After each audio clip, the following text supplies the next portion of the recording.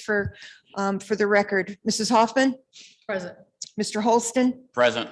Dr. Wells? Present. Mrs. Johnson? Present. I am present. Mr. Outling? Present. Mrs. Thurm? Present. And Mrs. Hightower. And, Present. Ms. Abuzawader will be absent from tonight's meeting. We will be. Motion to excuse her. No, she's not here. We will begin tonight's meeting with a moment of silence. And I do want to say that if we can keep Mary Kay in our thoughts. I did hear from her earlier today. She is feeling much better. She looks forward to coming back into town. She is very appreciative of all of the texts and messages that she's been getting. So we want to continue to support her in our thoughts, and she will be back shortly. So we now have our moment of silence.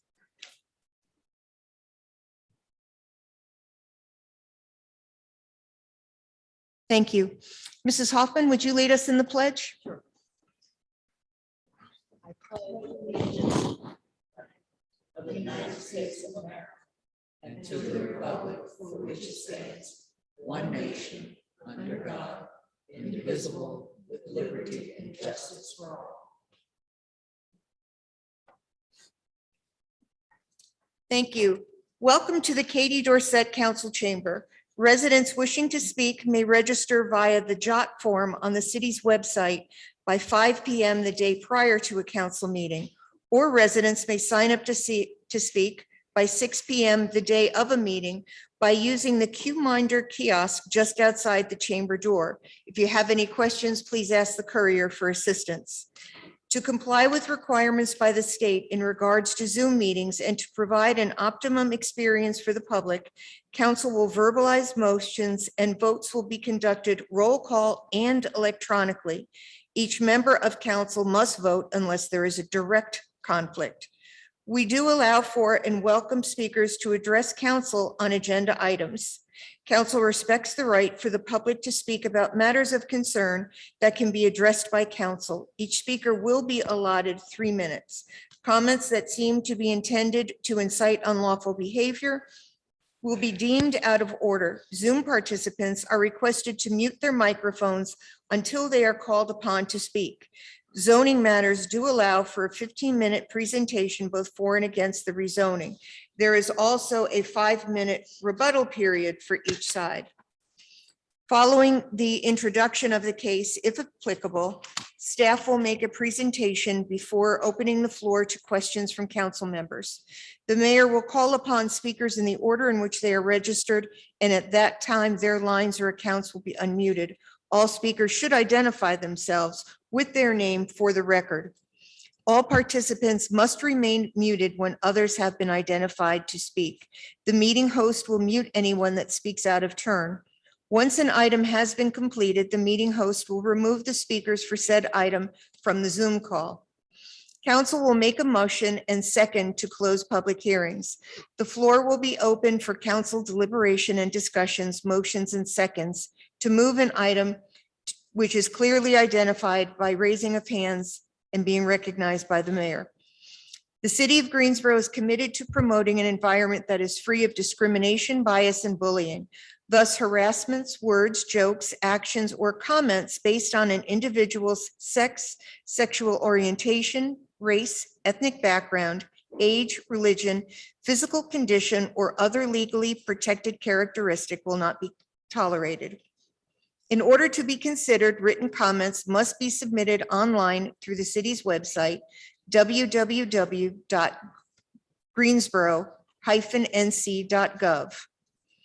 Council will consider a revised meeting schedule item on the consent agenda, which will cancel the May 17th meeting and move it to May 24th, and to cancel the July 12th meeting and incorporate tentative work session dates. The significant sculpture prominently placed behind the dais is Greensboro is Our Home, and has endured the center wall and become the focal point of this council chamber since February 5th, 2019. The piece was donated by council member Hoffman and crafted by Jim Gallucci and was accepted by council throughout the adoption of a resolution. The council may now be able to read more about the sculpture from the commemorative plaque displayed at the entrance to the Katie Dorset Council Chamber. Mrs. Hoffman, thank you for sharing your love of the arts and with your fellow council members. And I would like to say that I have seen that used as a virtual backdrop many times, and it is very attractive, and it certainly represents Greensboro well. So thank you very much. We do have a consent agenda, which are items G1 through G45, which are a grouping of agenda items that are voted on with one single vote to expedite what are believed to be routine and non-controversial items. Any council member may withdraw an item from the consent agenda due to a conflict of interest or for the purpose of voting no. Items removed from the consent agenda for discussion will be placed on the April 19th City Council business agenda. Move the item. Madam Mayor. There's nothing to move yet. I'm not there. This meeting does include closed captioning. Depending on the length of tonight's meeting, we may take a break around 8 o'clock. Now this is the time to consider our consent agenda. Unless there's somebody who would like to remove an item due to a conflict of interest or for the purpose of voting no. Yeah, Madam Mayor, I respectfully ask to be recused from consent agenda items 17 through 37. As I previously shared, I, along with other attorneys at Brooks Pierce, have represented Toyota in connection with the Randolph Greensboro mega site, as well as the Associated Mega Site Foundation. Neither of those entities are involved directly with any of those condemnation proceedings. However, knowing that ultimately it is Toyota that's arguably the beneficiary of those things, I've consulted with the city attorney and understands that he supports that request for recusal. And so that was G7. 17 through 37. Through 37. 17. What about 38? Gene 17, I think it is through 38. I think it's 38. Because that is another mega site issue. Yeah, excuse me, I'm sorry. Yes, 38 as well. I'm going to have to read each of those into the record because they are then considered a business item and not a consent agenda item. So, Mr. Outling, it is items G17 through G38. Second. So we have a motion by Mrs. Thurm, a second by Mrs. Hightower. Mrs. Hoffman? Yes. Mr. Holston? Yes. Dr. Wells? Yes. Mayor Pro Tem? I'm a Yes. yes. Mrs. Thurm? Yes. And Mrs. Hightower? Yes. Okay. Are there any other items that need to be removed? for Yes, I would like to remove items G3 and G4. Not only for purposes of voting no, and voting no, but for clarification. And so, because there's something in the item that is concerning to me. Okay, so can I have a motion to move the consent agenda minus items G3, G4, and G17 through G38? Second. That is moved by, and we do need to do the motions. So it is moved by Dr. Wells, and that was seconded by Mr. Holston. All in favor? Well, we'll do this electronically and verbally. While the computer's coming up, Mrs. Hoffman? Yes. Mr. Holston? Yes. Dr. Wells? Yes. Mrs. Yes. Johnson? I'm a yes. Mr. Outling? He can't vote. Mrs. can he? Thurm? Yes. And Mrs. Hoffman, Mrs. Hightower? Well, now listen here. Yeah, Mrs. Hightower. I'd like to move a resolution. To I'm change just seeing my the, I'm name. just seeing the, yes. So I assume you are a yes. All right, Yes. and that passes Vote. 8-0. Item number G3 is a resolution authorizing a change order in the amount of $100,000 for contract 2017-093 with Jimmy R. Lynch and Sons for the Hilltop Road Lift Station Replacement Project. Okay, and G4 is the ordinance, but for that $100,000. My concern is that number one, that the MWBE did not meet the goals. And let me be clear, when goals are set on a project, it is because there are people to meet those goals. So those goals are not set, out of the blue. They are set because, and so those goals, that time, they were 9 and 13. They only agreed to utilize 1.06 and 6. And then when they got to the change order, they did not comply with the MWBE program. I think I'm starting to have a problem understanding that, because we've been doing this program long enough now for people to know what it is and to know what the compliance of it is. If you have a change order, you go back. If you remove somebody from the project, you go back. And it seems like people either forget or they forget to contact the MWBE office. And there really needs to be stronger oversight on MWBE. Maybe when it becomes a department, it'll have more priority. But I can't support this because the 3 M's they have on it don't even equal 2%. They're very low. And one of those M's, She's right. almost got put off the project. So I think that I have to vote no in this instance because we've got to have better oversight over these MWBE program and the people that are being there. That's low numbers, 1.06 and 6, when the goal was 9 and 13. So I see the city manager taking notes. So this is item G3. I do want to say one thing is that the work was completed already. The change order came after the work was done. And see, that's the problem. That's where they It didn't is the comply problem. because they went on and did the work knowing that these companies know the rules and regulations. They go through this program. They know it's not foreign. See, but they do it. And then I do it now. I ask for forgiveness later. No, there should be a penalty in place because they violated that program and it should be Right. sanctioned. And that needs to happen. So I'm an absolute no. So council, please vote on item G3. Mine's not. And I am voting yes because the work's been done already. And, we can look moving forward if there's a way to do a penalty when MWBE isn't met on a change order. But at the current time, this project is already complete. Madam Mayor, pardon the interruption, but we did not catch a motion or a second on that item. Do I have a second on, I'm sorry, do I have a motion on G3? Moved by Mrs. Hoffman. Seconded by Mrs. Thurm. Council, please vote.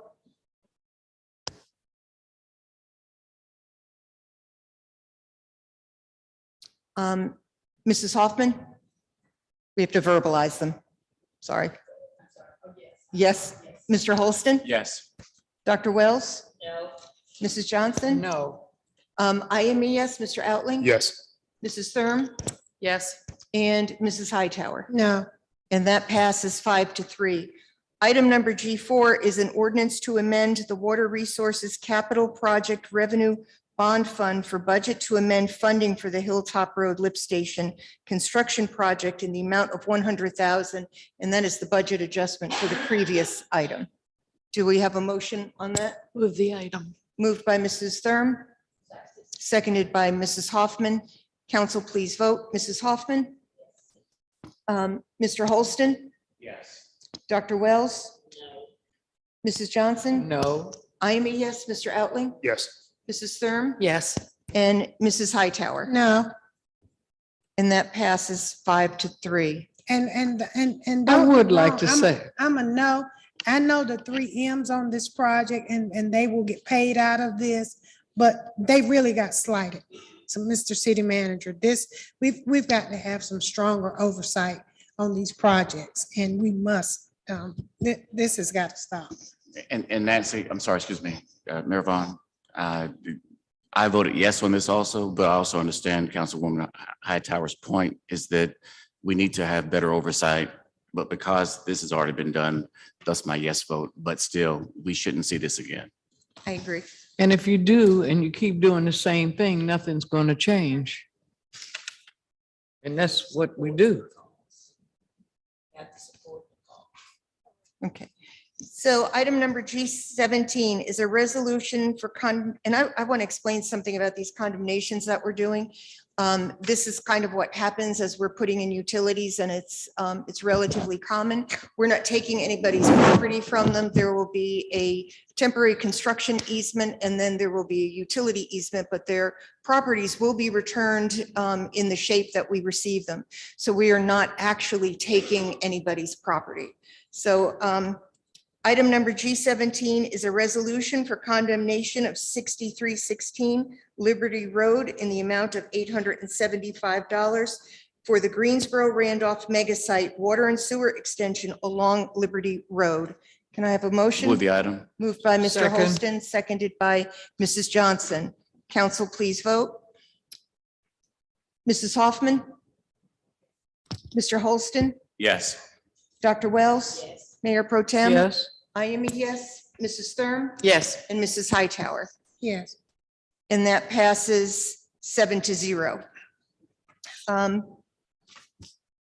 Item number G8, resolution for condemnation of 6322 Liberty Road in the amount of $450 for Greensboro Randolph mega site water extension along Old Liberty Road.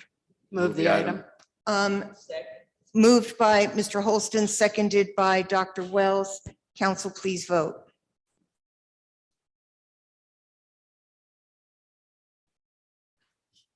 I am a yes. Mrs. Hoffman? Yes. Mr. Holston? Yes. Dr. Wells? Yes. Mrs. Yes. Johnson? I am a yes. Mrs. Thurm? Yes. And Mrs. Hightower? Yes. That passes 7-0. Item number G19, a resolution for condemnation of 6328 Liberty Road in the amount of $800 for the Greensboro Randolph mega site water extension along Old Liberty Road. Second. Moved by Dr. Wells, seconded by Mr. Holston. Council, please vote. Mrs. Hoffman? Yes.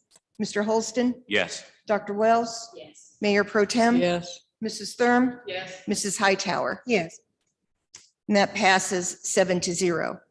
Item G20 is a resolution of condemnation of 520 Beacon Hill Drive in the amount of $1,425 for the Greensboro Randolph mega site water extension along Old Liberty Road. Okay, do I have a motion? Move the item. Moved by Mrs. Hoffman, Second. seconded by Dr. Wells. Council, please vote.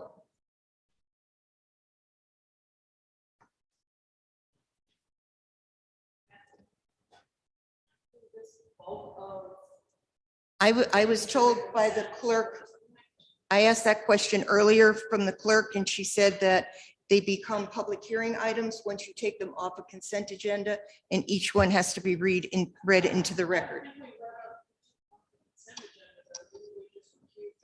Yeah, that's what we did. I'm just going by what the city clerk said. What does consent the is city attorney say? Because what is your legal? I don't see there's a reason to read them all.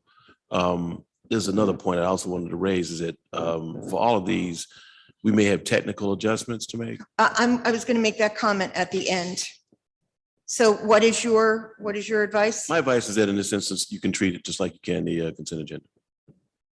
This is a subset of the consent agenda. essentially. So do I have a motion to move the subset of the consent agenda, moved. item G21 through G28? Moved by moved. Mrs. Johnson, Second. seconded by Mr. Holston. Council, please vote.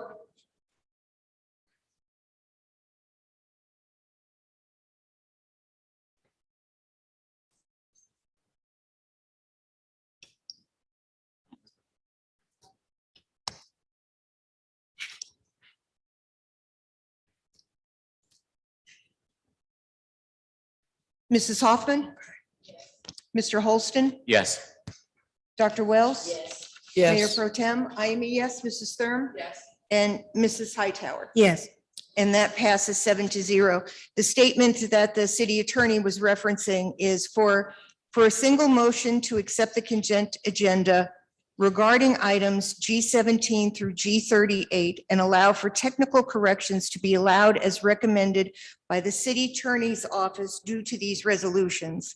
And that would be for minor issues, not for dollar value or change in addresses. Yeah. Okay.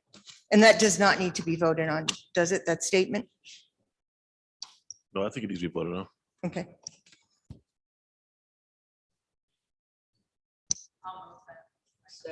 Moved by Mrs. Thurm, seconded by Dr. Wells. Mrs. Hoffman? Mr. Holston? Yes. Dr. Wells? Mayor Pro Tem? I am a yes. Mrs. Thurm? Yes. And Mrs. Hightower? Yes. And that passes 7-0. Now is the time for our public hearing agenda. Item number H1 is a resolution for public hearing to receive public comment on an economic development appropriation of $37,500 to the North Carolina Folk Festival. Madam Clerk, do we have anybody on the line to speak? Yes, ma'am, we do. We also have someone present in the chamber. Okay. Hey. Um, Should have Amy Grossman from the Folk Festival on the virtual. Okay. So this is this is kind of a one-time kind of move up of their contract. They currently received 75 grand this fiscal year. And so to kind of improve the cash flow because of the way our fiscal year falls versus when the folk festival is. So this kind of moves it up so that if council decides for next year to fund the folk festival for another 75, then we do 2 payments at that point and split it up per year. But as of now, it's kind of tight as where our just reimbursement falls versus when the folk festival lands. So, and Amy's here for any questions y'all may have. I believe Amy Grossman is on the Zoom call. Yes, I am here, Mayor Vaughn. Amy, would you like to comment? I just, Marshall's got it exactly right. This is a cash flow thing that we're just looking to change the parameters of this so that our normal allocation and the funding that you all award us is spread out a little bit differently in the year. Okay. Is there a motion on H1? Moved by Mrs. Hoffman, seconded by Dr. Wells. Council, please vote. Mrs. Hoffman? Mr. Holston? Yes. Dr. Wells? Yes. Mrs. Johnson? Yes. I'm a yes. Mr. Outling? Yes. Mrs. Thurm? Yes. And Mrs. Hightower? Yes. And that passes 8-0. Item number H2 is a public hearing and resolution to consider matching grant funding commitment for the Build Back Better Regional Challenge, BBBRC. And we do have one speaker on the item, but we will have a brief presentation first.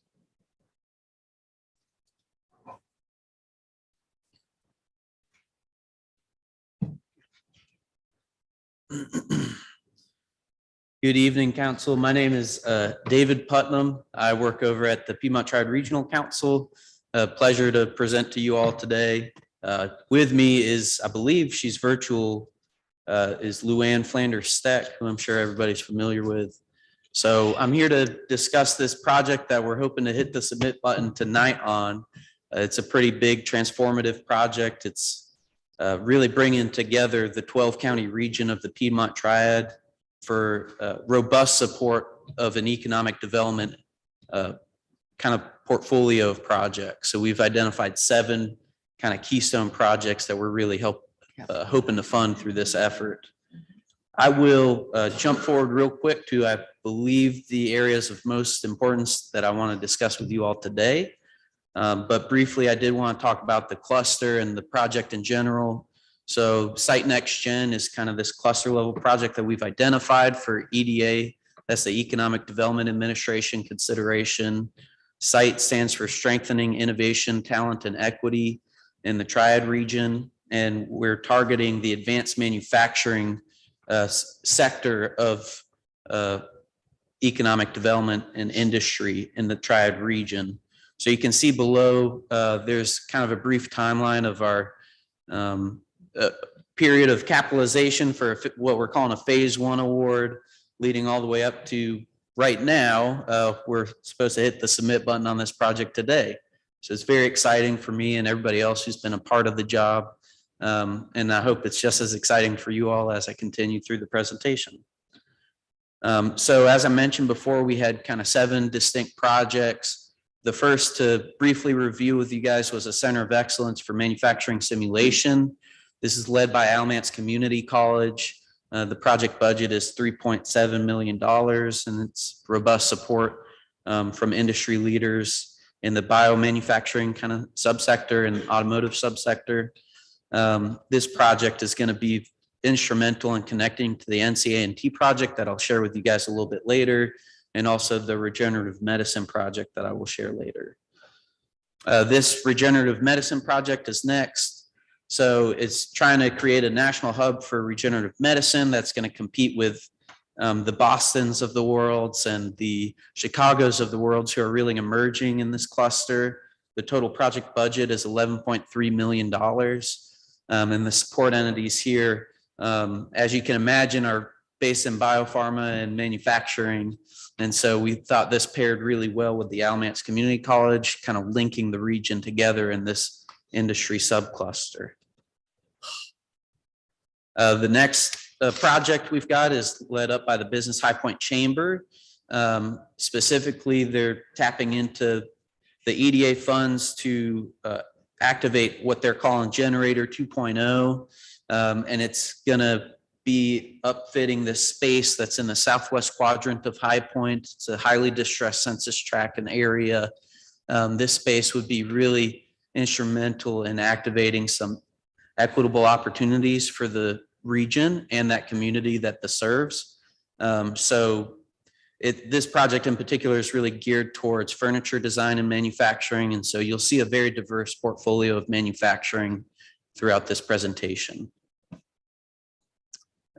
This should come familiar to some of you guys. So the Nussbaum Center for Entrepreneurship, that's located within a hub zone, it's located within an opportunity zone. They are putting forward their Steelhouse project, and they want to use these funds to upfit 75,000 square feet of makerspace area. And really, we've kind of cubed it out to 17, up to 17, I should say, manufacturing bays for kind of upstart entrepreneurs or folks that have been running their business for a while, but maybe just out of the forge or their kind of garage to upfit this space, lease one of these bays from them, and then continue to grow their business. So you can see a diverse portfolio of support entities, a lot of institutional support, and the total project cost is $13 million. Small scale manufacturing for equitable opportunity is another High Point project that we have before you. The city of High Point is actually leading this project. Again, it's going in that southwest quadrant. Is to acquire a facility known as 300A Oak Street, and then it's to upfit that space so that it offers, very similarly to the Nussbaum project, kind of these cubed out areas for makers and entrepreneurs to really inhabit and then grow their craft and business. The total project budget for this one is $6.1 million, and a good rigid amount of support from local institutions and industry leaders. This next project is focused around workforce and specifically talent development around next generation manufacturing. Total budget cost is $4 million. The project, this project is really one of 2 that I would consider to be adhesives that hold the entire cluster together. So workforce is one of those things. A lot of times people don't see like the lines that we draw on maps, right? And so they're just driving to where they can find a best job that meets the needs of their family and lets them live a quality of life. And so this program in particular has 3 kind of components built out. It's got a advisory council around manufacturing and advanced manufacturing that they're hoping to have community members actually on. So it helps provide strategic direction to workforce needs across the region. It has a 10-week workplace experience program called we're calling that Triad Career Connects. And so that's a really exciting initiative that's kind of already started in some other areas around the Piedmont Triad, and it's been piloted. And then finally, there's a finished Triad component, which is a career connection dynamic. So, or excuse me, not career connection, but it's a career navigator dynamic. So you're actually going to have these career navigators stationed across the NC Triad region that can help shepherd people to high-paying quality jobs. They can help connect the dots to, well, maybe you had to take a step back from pursuing your baccalaureate degree. You have all the credits necessary to secure an associate's degree and then do some work at the Regenerative Medicine Hub, or vice versa, the NCA&T project, which is kind of a linchpin for advanced manufacturing altogether. So this project's really exciting. It's one of those two adhesives. This project is focused around entrepreneurship, and this is truly the one that I want to unpack with you all here today a little bit in more detail. And Luann, if you can hear me, feel free to jump in whenever you maybe want to clarify something or would like to add some flavor to what I'm about to share. But the total project cost for this project is $5.5 million. This is one of those two adhesives that I mentioned to you all, kind of holds the whole region together and is helping the cluster pursue this economic and transformative project. So we've done a great job at rallying entrepreneurial support across the NC Triad ecosystem. So we've gotten approximately 75 actual entrepreneurial support organizations to come to the table and recognize the value of this project and seeing it materialize. We're really trying to extend entrepreneurial support services to rural counties, historically excluded people, populations and places. There's some very strong MWBE dynamics built into this project as well. We're trying to activate kind of the untapped potential that the NC Triad region has to really leverage all the great entrepreneurial spirit here. And so we've done this by scoping out with Luann's organization, in fact, the Greensboro Chamber. They're coming into this project as a co-applicant. And so is Winston-Salem State University is coming in as a co-applicant to kind of bridge the easterly and the westerly side of the NC Triad region. And so we've outlined, let's see, we've outlined 8 distinct kind of key deliverables that we hope to achieve with this. The most important key deliverable, and I think the most exciting for this project, and what we're here today to ask for support on explicitly, is this idea of capacity building for these smaller entrepreneurial support organizations. So a lot of times these organizations, you know, they have just enough funds to make ends meet. And think about if we could scale up those operations and give them more tools and more capital for them to be successful. And so what we're envisioning is really this diverse pool of funds that we would release as a request for proposals, and smaller entrepreneurial support organizations could respond to that RFP, and then they could hope to meet some key deliverables that we've outlined within the RFP and then scale their operation up. You know, we don't want to displace any of the folks that are doing this great work already. We want to empower them to continue doing that work. And so with this grant program, it's important to keep in mind that EDA is offering a 20 to 80% cost share. So they're going to match, they're asking us to match 20% of whatever we ask for, and they'll do the other 80%. So we've really got a $1 to $4 kind of ratio here, which is exciting. So I think you kind of buried your lead. That is the most important one, that we won't spend the 250 unless we get the grant. Right. So while it is authorizing 250,000, we're not spending it until we find out that we've gotten the grant. And it is a competitive grant. We've made it through the first hurdle, I believe that. So it is in the next batch, and it looks like it is competitive and that has potential. But in the event that we don't get it, we don't spend a penny.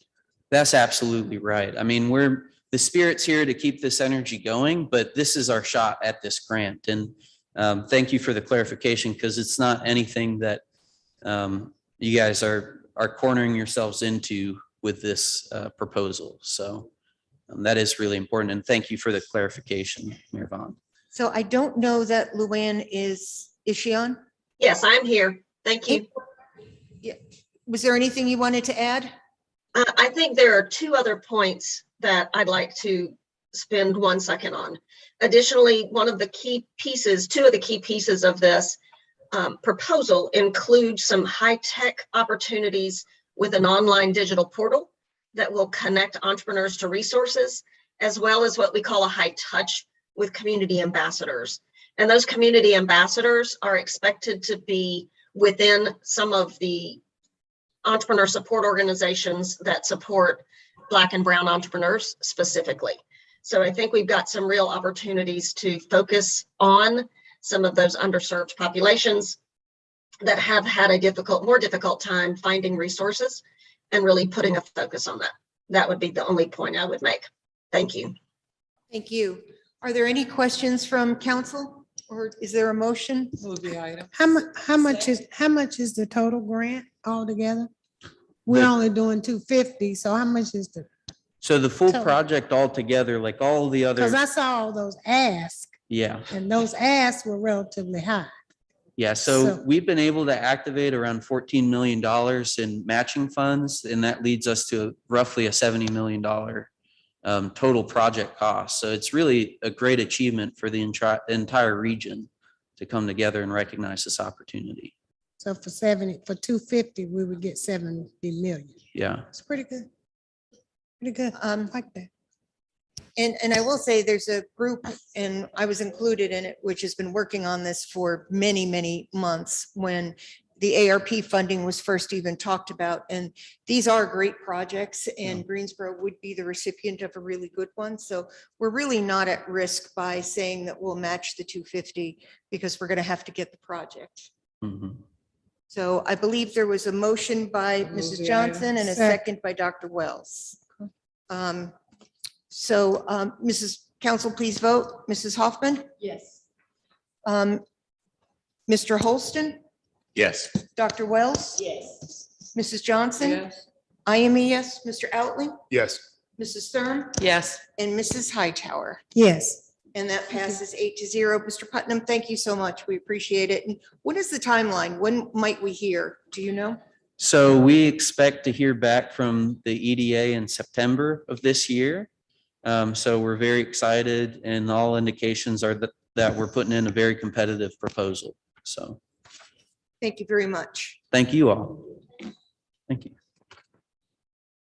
Item number H3 is a public hearing for an ordinance annexing territory into the corporate limits for property located at 46 High Cone Road, 0.73 acres. Michael and Chris Bryant. And item H.4, a public hearing for original zoning 4618 High Cone Road. We do have speakers available if there are questions. Mr. Kirkman, could you give us a brief overview? Yes, thank you, Mayor Vaughn. Again, the request is to annex an original zone 0.73 acres located on the south side of High Cone Road from county conditional zoning mixed use to city CDCM conditional district commercial medium. The zoning to the north of this request is CZRS5 conditional zoning art residential single family. East is city CM conditional, just commercial medium. South is conditional district RM12 in the city to the west and to the south. So the property is currently has a single family dwelling. North of the request are single family dwellings.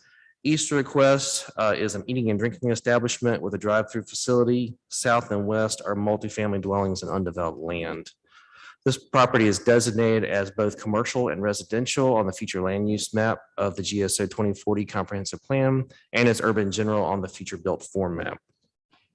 There is one condition associated with this request as shown on your screen. Staff has concluded that this request will support the comprehensive plan's growing economic competitiveness, big idea to build a prosperous, resilient economy, creating equitable opportunities to succeed, and the building community connections goal to maintain stable, attractive, and healthy places to live and raise families.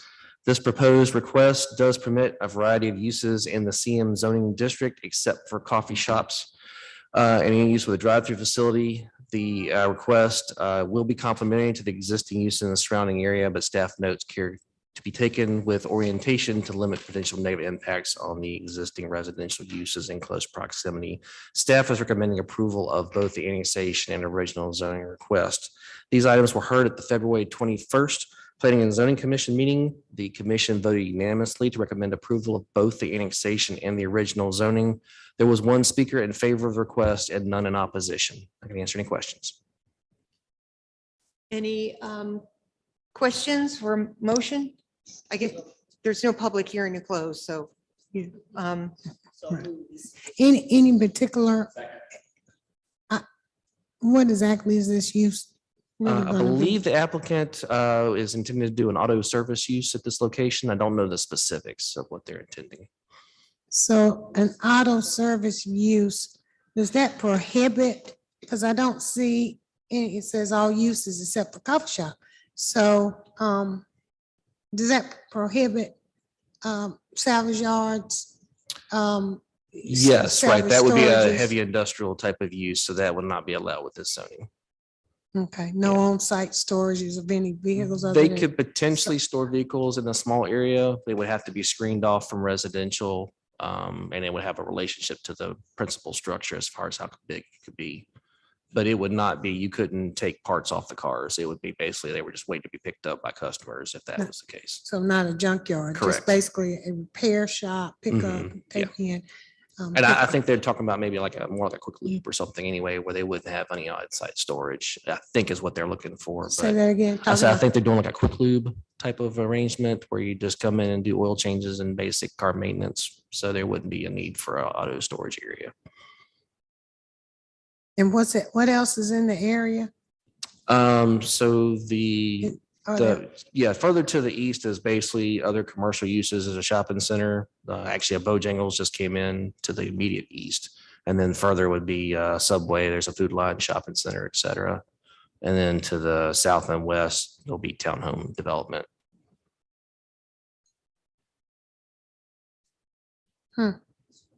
We do have a motion and a second on the item.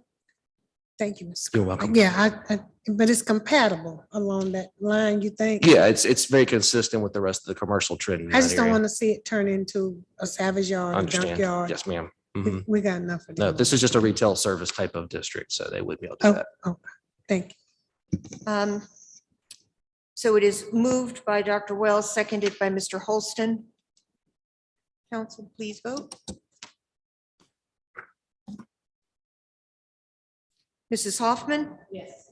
Mr. Holston? Yes. Dr. Wells? Yes. Madam Mayor Pro Yes. Tem? I'm a yes. Mr. Outling? Yes. Mrs. Thurm? Yes. And Mrs. Hightower? And that passes 8-0. Thank you. We now need another motion, which will require the statement of consistency. So moved. Second. Moved by Dr. Wells, seconded by Mr. Holston. Dr. Wells, could you read it in the record, please? The Greensboro City Council believes that its actions to approve the zoning request for the property described at 4618 High Cone Road for counties CZMXU conditional zoning mixed use to city CDCM conditional district commercial medium to be consistent with the adopted GSO 2040 comprehensive plan and considers the action taken to be reasonable and in the public interest for the following reasons. The request is consistent with the comprehensive plan's future built form map and future land use map. The proposed city CDCM zoning district as conditioned limits a negative impact on the adjacent properties and permits use, which also fits the context of surrounding area. The request is reasonable due to the size, physical conditions, and other attributes of the area. It will benefit the property owner and surrounding community, and approval is in the public interest. So that has been moved and properly seconded. Council, please vote.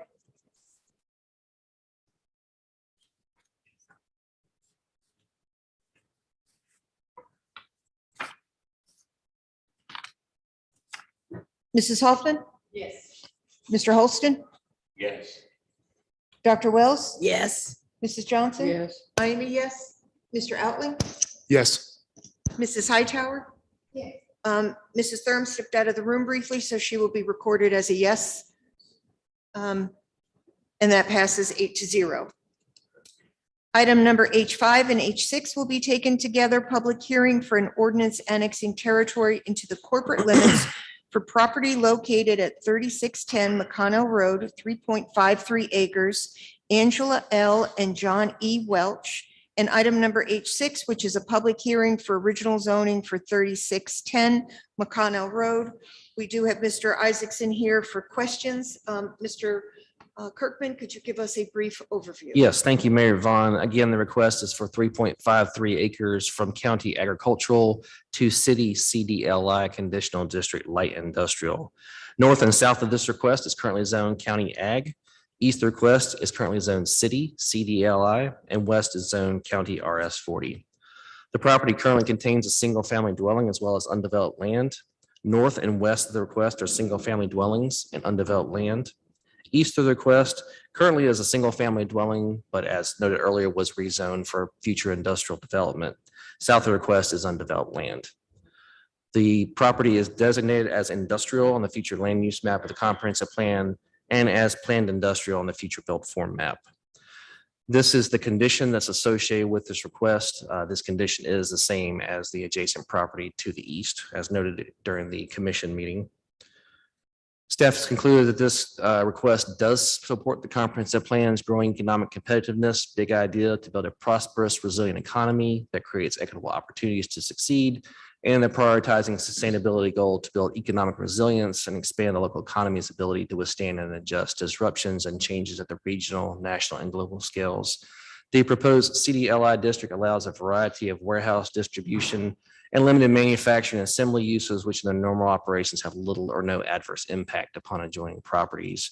Care should be taken with respect to building orientation, materials, height, and visual buffers to ensure appropriate transitions to nearby lower density residential uses. Staff is recommending approval of both requests. The annexation and original zoning was heard by the Planning and Zoning Commission at their February 21st meeting, and the commission unanimously recommended both the annexation and the original zoning request. There was one speaker in favor and none in opposition. Move the Any item. questions?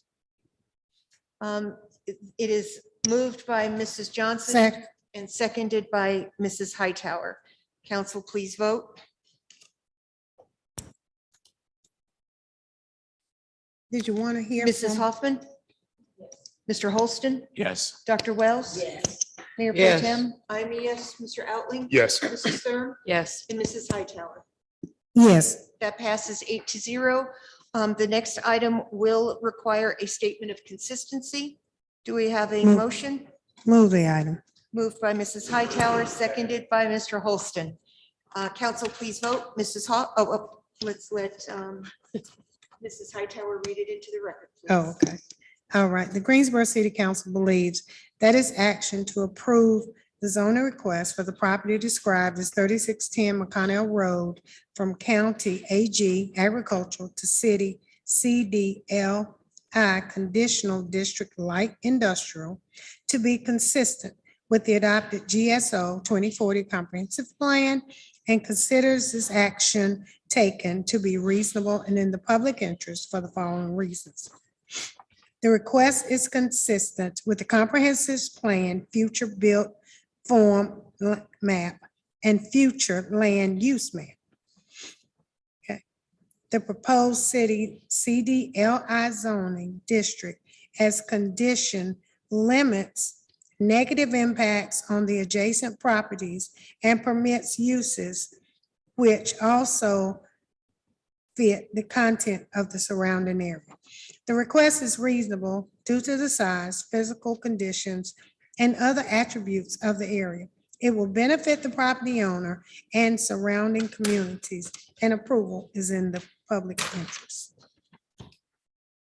Council, please vote. Mrs. Hoffman? Yes. Mr. Holston? Yes. Dr. Wells? Yes. Mrs. Yes. Johnson? I'm a yes. Mr. Outling? Yes. Mrs. Thurm? Yes. Mrs. Hightower? Yes. And that passes 8-0. We now move on to items H7 and H8. H7 is a public hearing for an ordinance annexing territory into the corporate limits for property located at 4607 Trailwood Drive, 0.99 acres, James R. Kirkpatrick Family Irrevocable Trust. And item H8, a public hearing for original zoning 4607. Mr. Kirkman? Yes, thank you, Mayor Vaughn. Again, the request is for 0.99 acres to go from county RS 40 residential single family to city R3 residential single family. North, south, and west of the subject property is currently zoned county RS 40. East of the request is zoned city PUD plan unit development. The property is currently undeveloped. North, south, and west of the request are single family dwellings. East of the request is a golf course. The future land use map of the comprehensive plan designates the site as residential, and it is designated as urban general on the future built form map. There are no conditions associated with this request. Staff has concluded that this does support the comprehensive plans, creating great places, big idea, to expand Greensboro's citywide network of unique neighborhoods, offering residents of all walks of life a variety of quality housing choices, and the building community connections goal to maintain stable, attractive, and healthy places to live and raise families. The proposed R3 district is intended to accommodate low-density, single-family detached residential development that is consistent with the existing uses in the surrounding area, and staff is recommending approval of these requests. The annexation original zoning request was heard at the February 21st Planning and Zoning Commission meeting. The commission unanimously moved to approve both the annexation and the original zoning request. There was one speaker in favor and none in opposition. I can answer any questions. We do not have any speakers on this item. Council, any questions for Mr. Kirkman? Move the item. Moved by Ms. Thurm, seconded by Mrs. Johnson. Council, please vote. Mrs. Hoffman? Yes. Mr. Holston? Yes. Dr. Wells? Yes. Mrs. Yes. Johnson? I am a yes. Mr. Outling? Yes. Mrs. Thurm? Yes. And Mrs. Hightower? Yes. That passes 8-0. Item number H8 will require a statement of consistency. Move the item. Second. Moved by Mrs. Thurm, seconded by Mr. Holston. Mrs. Thurm, would you read that into the record? The Greensboro City Council believes that its action to approve the zoning request for the property described 4607 Trailwood Drive from County RS 40 to City R3 to be consistent with the adopted GSO 2040 comprehensive plan, and considers the action taken to be reasonable and in the public interest for the following reasons. The request is consistent with the comprehensive plan's future built form map and future land use map. The proposed R3 zoning district permits uses which fit the context of surrounding area. The request is reasonable due to the size, physical conditions, and other attributes of the area. It will benefit the property owner and surrounding community, and approval is in the public interest. Thank you. That has been moved and seconded. Council, please vote. Mrs. Hoffman? Yes. Mr. Holston? Yes. Dr. Wells? Yes. Mrs. Johnson? Yes. I'm a yes. Mr. Outling? Yes. Mrs. Thurm? Yes. Mrs. Hightower? Yes. And that passes 8-0. Now move on to our next two items. Item H9 is a public hearing for an ordinance annexing territory into the corporate limits for property located at 3901 US Highway 29, 0.51 acres. And I apologize if I pronounce this incorrectly. Azuncia Rodriguez Nieto. I hope I was close. And item number H10, a public hearing for original zoning at 3901 US Highway 29 North. We do have Isabel here translating for us. So if you could give us a brief overview and maybe take it a little slow. Okay, I will be happy to. Thank you. Again, this request is for 0.51 acres. The request is to go from county RS 30 residential single family to city R3 residential single family. North and west of the request is currently zoned county RS 30. East of the request is zoned county HB highway business and county AG agricultural. South of the request is zoned county agricultural. The subject property is currently has a single family dwelling, and they are requesting access to city services. North of the request is currently undeveloped. East of the request is a combination of undeveloped land and US Highway 29. South of the request is also Highway 29, and west of the request are single-family dwellings. This site is designated as residential on the future land use map of the comprehensive plan and as urban general on the future built form map of the comprehensive plan. There are no conditions associated with this request.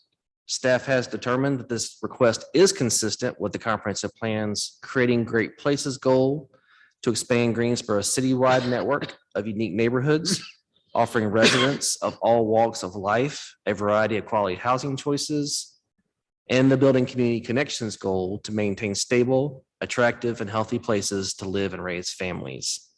The proposed R3 district is intended to accommodate low-density, single-family detached residential development, which is consistent with the existing uses in the surrounding area. Staff is recommending approval of these requests.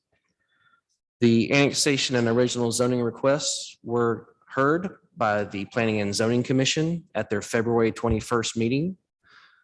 The commission voted unanimously to recommend approval of both items. There were no speakers at that hearing. I can answer any questions. Any questions for Mr. Kirkman?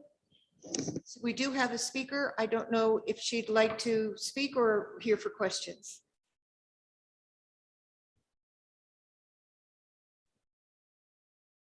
Yes, she would like to speak. Thank you.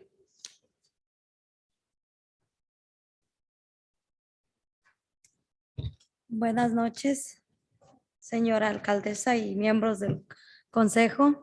Mi nombre es Azucena Rodríguez Nieto. Soy dueña de la propiedad 3901 US Highway 29 Norte, donde resido,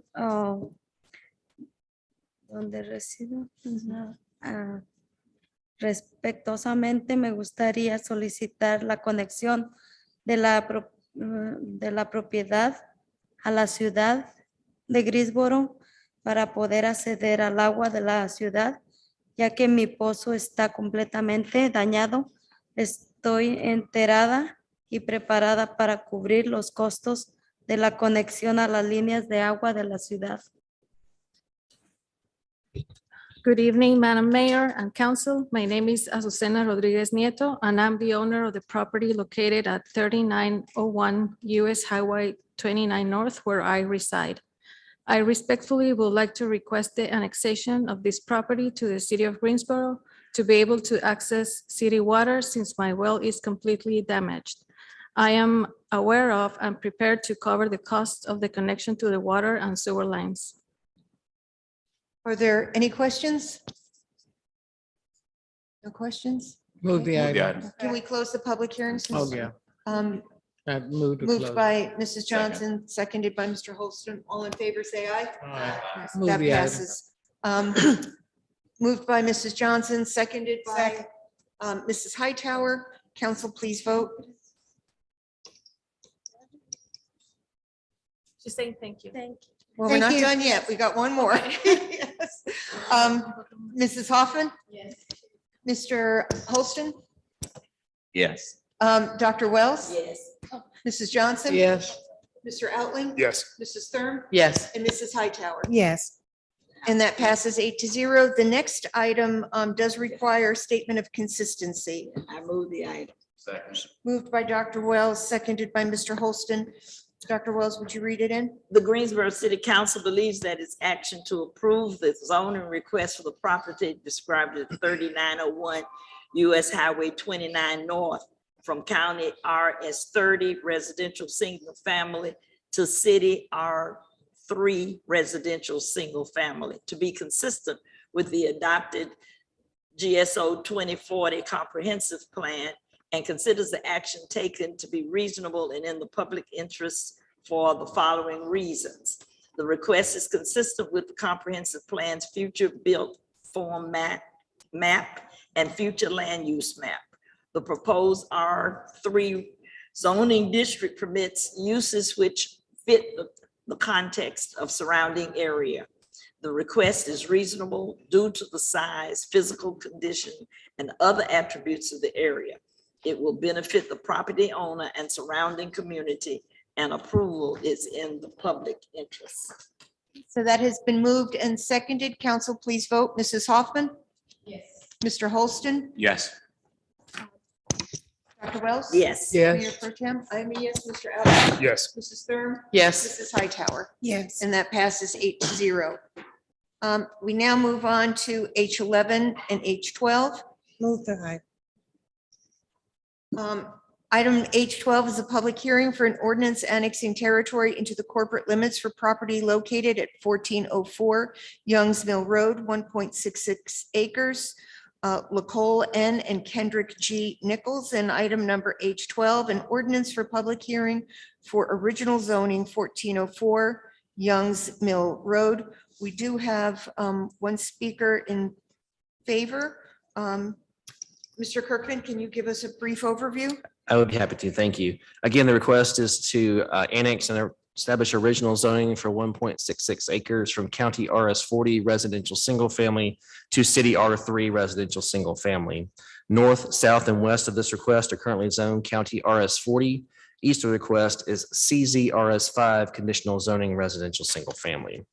The property is currently undeveloped at this time. North, east, south, and west of the request are single family dwellings. This property is designated as residential on the future land use map of the comprehensive plan and is urban general on the future built form map. There are no conditions associated with this request.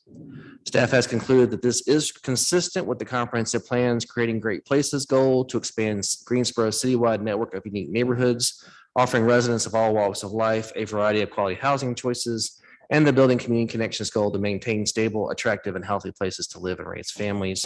The proposed R3 district is intended to accommodate low-density, single-family detached residential development that is consistent with the existing uses in the surrounding area, and staff is recommending approval of these requests. The Planning and Zoning Commission reviewed the annexation and original zoning requests at their February 21st meeting and voted unanimously to recommend in favor of both the annexation and original zoning. There were 4 speakers in favor and 1 person in opposition during that hearing. I can answer any questions. Thank you. Move the item. I believe we may have somebody by Zoom speaking in favor. Right. The applicant, Ms. Nichols, I believe, is online. Yes, ma'am, she is.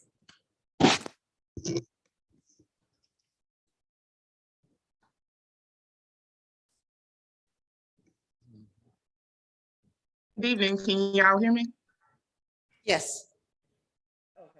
We just wanted to come on and answer any questions anybody had. We did want to make it known that the person that was in opposition at the zoning meeting, we did reach out to them. The daughter of the property owner was the person that spoke in opposition, but we did actually speak to the property owners and talk to Mr. Tollison, which was the young lady's father. And we explained everything to him. I actually left my phone number for her, Ms. Tollison, to reach out to us if she had any questions. And to this date, we've not heard back or been contacted by them further. And we're just here to answer any questions. Thank you. For the record, could you just state your name? I'm sorry, yes, Lacole Nichols and Kendrick Nichols. Any questions for Ms. Nichols? Ms. Nichols, just let them know that this is just for one residential home, right? Yes, ma'am. It's for one residential home. I had sent over to Mr. Kirkman the plans, and we actually already had our survey done, so you could see exactly how the house would be laid out. But it is basically for water and sewer in just one house. Move the item. Second. So it moved by Second by Mrs. Sharon. Johnson, seconded by Mrs. Hightower. Council, please vote on H11.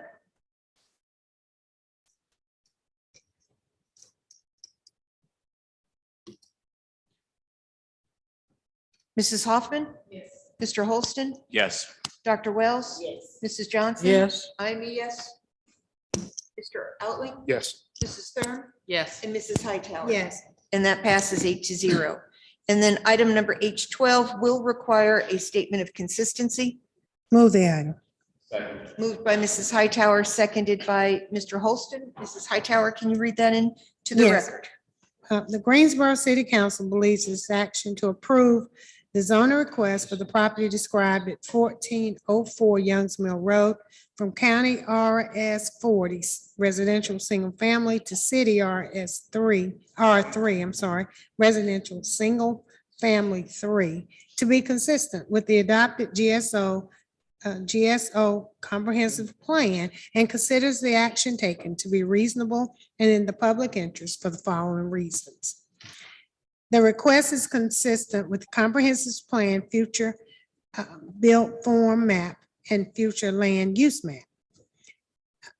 The proposed R3 zoning district permits usage which fit the content of the surrounding area. And the request is reasonable due to the size, physical conditions, and other attributes of the area. It will benefit the property owner and surrounding community, and approval is in the public interest. And let me just say, this property came before us some time ago where one person wanted to put 3 homes on it, and it was turned down because it really wasn't. I remember. So this is something that I think will really be good for the area, will fit in the character of the area as well. So sometimes turning down zonings have a better benefit, and this was it, so. Thank you. So we do have a motion and a second. Council, please vote. Mrs. Hoffman? Yes. Mr. Holston? Yes. Dr. Wells? Yes. Mrs. Johnson? Yes. Mr. Outling? Yes. Mrs. Thurm? Yes. Mrs. Hightower? Yes, And that passes 8-0. Thank you very much. That will close that portion of our meeting. We now go on to the general business agenda. We will take items I1 and I2 together. Resolution to authorize contract award in the amount of $375,800 with HDR Engineering, Inc. of the Californias for construction quality Carolinas. control. Carolinas. Did I say that wrong? You said California. Let's keep it local, man. With HDR Engineering, Inc. of the Carolinas for construction quality control for the partial closure of Phase 3 at the White Street landfill. And item number I2, ordinance amending the solid waste capital improvement fund budget in the amount of $375,800 for landfill post-closure Phase 3 contract with HDR Engineering of the Carolinas. Move the item. Moved by Dr. Wells, Third. seconded by Mrs. Hightower. It's a long time coming. Oh, yes.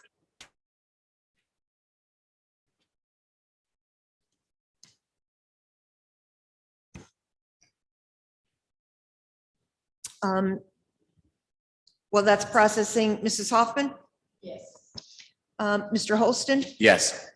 Dr. Wells. Yes. Mrs. Johnson. Hallelujah, hey, yes. I'm a yes. Mr. Outling, Yes. Mrs. Thurm, Yes. Mrs. Hightower. yes. And that passes 8-0. Item number I2 is the budget adjustment. Move the item. Second. Moved by Dr. Wells, seconded by Mrs. Johnson. Mrs. Council, please vote. Mrs. Hoffman? Mr. Holston? Yes. Dr. Wells? Yes. Mrs. Johnson? I'm a yes. Mr. Outling? Yes. Mrs. Thurm? Yes. And Mrs. Hightower? Yes. And that passes 8-0. I remember staying here pretty late, sometimes to 1:30 in the morning, talking about this landfill a long, long time ago. Yes. We Item sat number- here together. Excuse me? I said, we sat here together. Yep, we did. And that's how the group got started. Yeah. Yes. Yes, CEJ. Yes. Item number I3 is an ordinance in the amount of $2,030,548, establishing funding for fiscal year 2021 FTA Section 5307 Security and Routine Capital Assistance Grant Program and FTA Section 5339 Bus and Bus Facilities Grant Program. Move the item. Moved by Mrs. Hightower, Second. seconded by Mr. Holston. Council, please vote. Mrs. Hoffman? Yes. Mr. Holston? Yes. Dr. Wells? Yes. Mayor Pro Tem? Yes. I am a yes. Mr. Outling? Yes. Mrs. Thurm? Yes. Mrs. Hightower? Yes. And that passes 8-0. Item I4 is an ordinance in the amount of $130,000 amending fiscal year 21-22 WIOA fund budgets, and that is for workforce development, I believe. Mr. Wilson? Do we have a motion? Move the item. Moved by Mr. Second. Holston, seconded by Mrs. Johnson. Council, please vote. Mrs. Hoffman? Yes. Mr. Holston? Yes. Dr. Wells? Yes. Mrs. Johnson? Yes, Aye. and they continue to do a great They, job, they really are with, doing phenomenal. especially the people we're recruiting. Yes. I am a yes. Mr. Outling? Yes. Mrs. Sturm? Yes. And Mrs. Hightower? Yes, That passes 8-0. We'll take the next few items together, I-5 through I-7. I-5 is a resolution approving a reimbursement agreement with North Carolina Department of Transportation in the amount not to exceed $20 million for utility construction services supporting the Greensboro Randolph mega site building pad area, and item I.6 resolution approving a contract with HDR Inc. in the amount of $996,906 for Phase 4 and 5 and other site design professional services for the Greensboro Randolph mega site water and sewer project. And item I.7, ordinance in the amount of $16,262,867 with NCDOT for a reimbursement agreement for utility construction services at the Greensboro Randolph mega site. Move the items. Madam Mayor, I respectfully ask to be recused from these items. As previously mentioned, I'm a partner at the Brooks Pierce Law Firm, which has advised and continues to advise both Toyota and the foundation in connection with that project. Thank you. Is there a motion to exclude, to So moved. recuse Mr. Outling? Moved by Mr. Holston, seconded by Mrs. Thurm. Mrs. Hoffman, Yes. Mr. Holston, Yes. Dr. Wells, Yes. Mrs. Johnson. No, I'm just kidding. Yes. I I was going to say, that'll be remembered. Where did that Yeah, yeah. I was playing with you. I am a yes. Mrs. Thurm Yes. and Mrs. Hightower. yes. And that passes 7-0. Do we have a motion Move the on item. I.5? Mr. Holston, seconded by Mrs. Thurm. Council, please vote. Some, well, Sharon, you have a question? yeah, but, well, not more of a question, more or less just to hear from my city manager. Hold on, I think I voted yes, right? I hope you did. I didn't mean to. I wanted to vote no, and let me explain why. And so I need to change my vote, unless I get a different answer. So And let, I don't, so let me say this, Can't take what you did. and part of the issue I have, and while I understand this is the mega site and we all excited about it, and we want it to be here, we want it to come, we also want it to do what we said it's gonna do, and that's economic development. Economic development is a lot of phases. And so when we talk around MWB, that's economic development. We talk about people going to work, that's economic development. This is a reimbursement agreement for NCDOT, which means they're gonna go do the work and we're gonna reimburse them. We have no way to have any MWB, DBE hub participation here. And I think we can and we should have. At least, and so from the Office of Civil Rights at NCDOT, they are still considering that there can be some MWBE participation even at NCDOT within the body of that. And I would have really liked for us to explore that a little more. I know we're in a hurry, I know we want the site to get going, but I don't want people's hopes to get up and say, oh, well, this is great. And then it turned out to be, well, you know, we couldn't do this, and this. So I just, for that reason, and that reason alone, I just don't see me supporting it at this moment. And it's not that I don't support the mega site. I'm looking at the principles of the piece of it and how we can incorporate overall inclusion into the process. And so.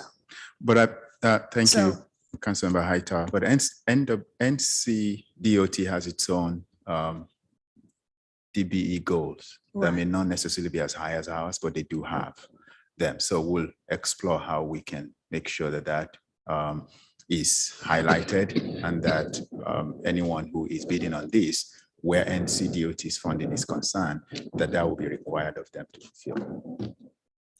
Right, and I understand the DBE piece, the disadvantaged business enterprise piece of it, and then there's a hub piece of it, historically underutilized business piece of it as well from the DOA. And so I get that, but in the conversation I've had kind of recently, like within the last 24 hours, where the NCDOT Office of Civil Rights is now saying there can be an MWBE component of that. I think that and that's been said in the past, and then it's been reputed. And so now they're back again with the saying, yeah, it can be. And so I just want to make sure that we do all we can. I'll leave my vote as a yes, but I want to make sure that we do all we can to be inclusive and along in that particular manner. Because if you look at the very next item, that talks about the mega site, there's participation. So, and that's my point. Thank you. So we do have a motion and a second on that. It was moved by Mr. Holston and seconded by, I'll second it. We voted. I don't know who We've seconded already voted. It's already a vote gone through. we have to take the verbal vote. Oh, Mrs. Hoffman, Yes. Mr. Holston, Yes. Dr. Wells, Yes. Mrs. Johnson, I am a yes, Mr. Outling, Yes. Mrs. Thurm, Yes. and Mrs. Hightower. Oh, I apologize, Mr. Outling, I apologize. Mrs. Thurm well, he can't vote. Yes. and Mrs. Hightower. Yes. And that passes 7-0. Do I have a motion for I.6? So moved. Moved by Mr. Holston, Second. seconded by Mrs. Johnson. Council, please vote. Mrs. Hoffman? Yes. Mr. Holston? Yes. Dr. Wells? Yes. Mrs. Yes. Johnson? I am a yes. Mrs. Thurm? Yes. And Mrs. Hightower? Yes. And that passes 7-0. Item I.7. Do we have a motion? So moved. Moved by Mr. Holston, seconded by Dr. Wells. Council, please vote.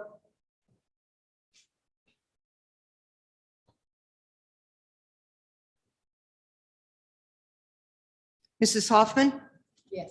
Mr. Holston? Yes. Dr. Wells? Yes. Mrs. Johnson? Yes. I am a yes. Mrs. Thurm? Yes. And Mrs. Hightower? Yes. And that passes 7-0. We now move on to item I.8, which is a resolution repealing prior resolution of the city council calling for a bond referendum. And this is just pulling that. Yeah, so this is pulling the old date. And that's all that this Change is of date. doing. Yeah. Do we have a motion and a second? Move the item. Moved by Mrs. Thurm, seconded by Mrs. Johnson. Mrs. Hoffman, Yes. Mr. Holston, Yes. Dr. Wells, Yes. Mrs. Johnson, I am a yes. Mr. Outling. Yes. Mrs. Thurm Yes. and Mrs. Hightower. Yes. And that passes 8-0. A resolution in item I9 is a resolution providing written response to certain audit findings relating to fiscal year 2020, 2021 annual independent audit as required by the local government commission. Mr. Outling, Mrs. Thurm, and I met with the auditor last week as part of the audit committee. And I believe that Mr. Holston was on the call as well. Is comments from staff?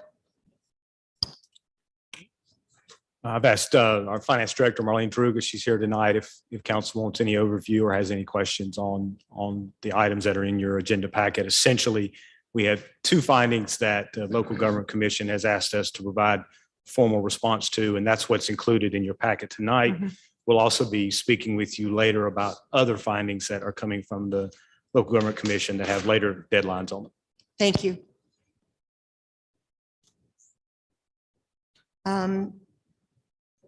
Let's see. So do I need a motion on that? Move the item. Moved by Mrs. Thurm, Second. seconded by Mr. Holston.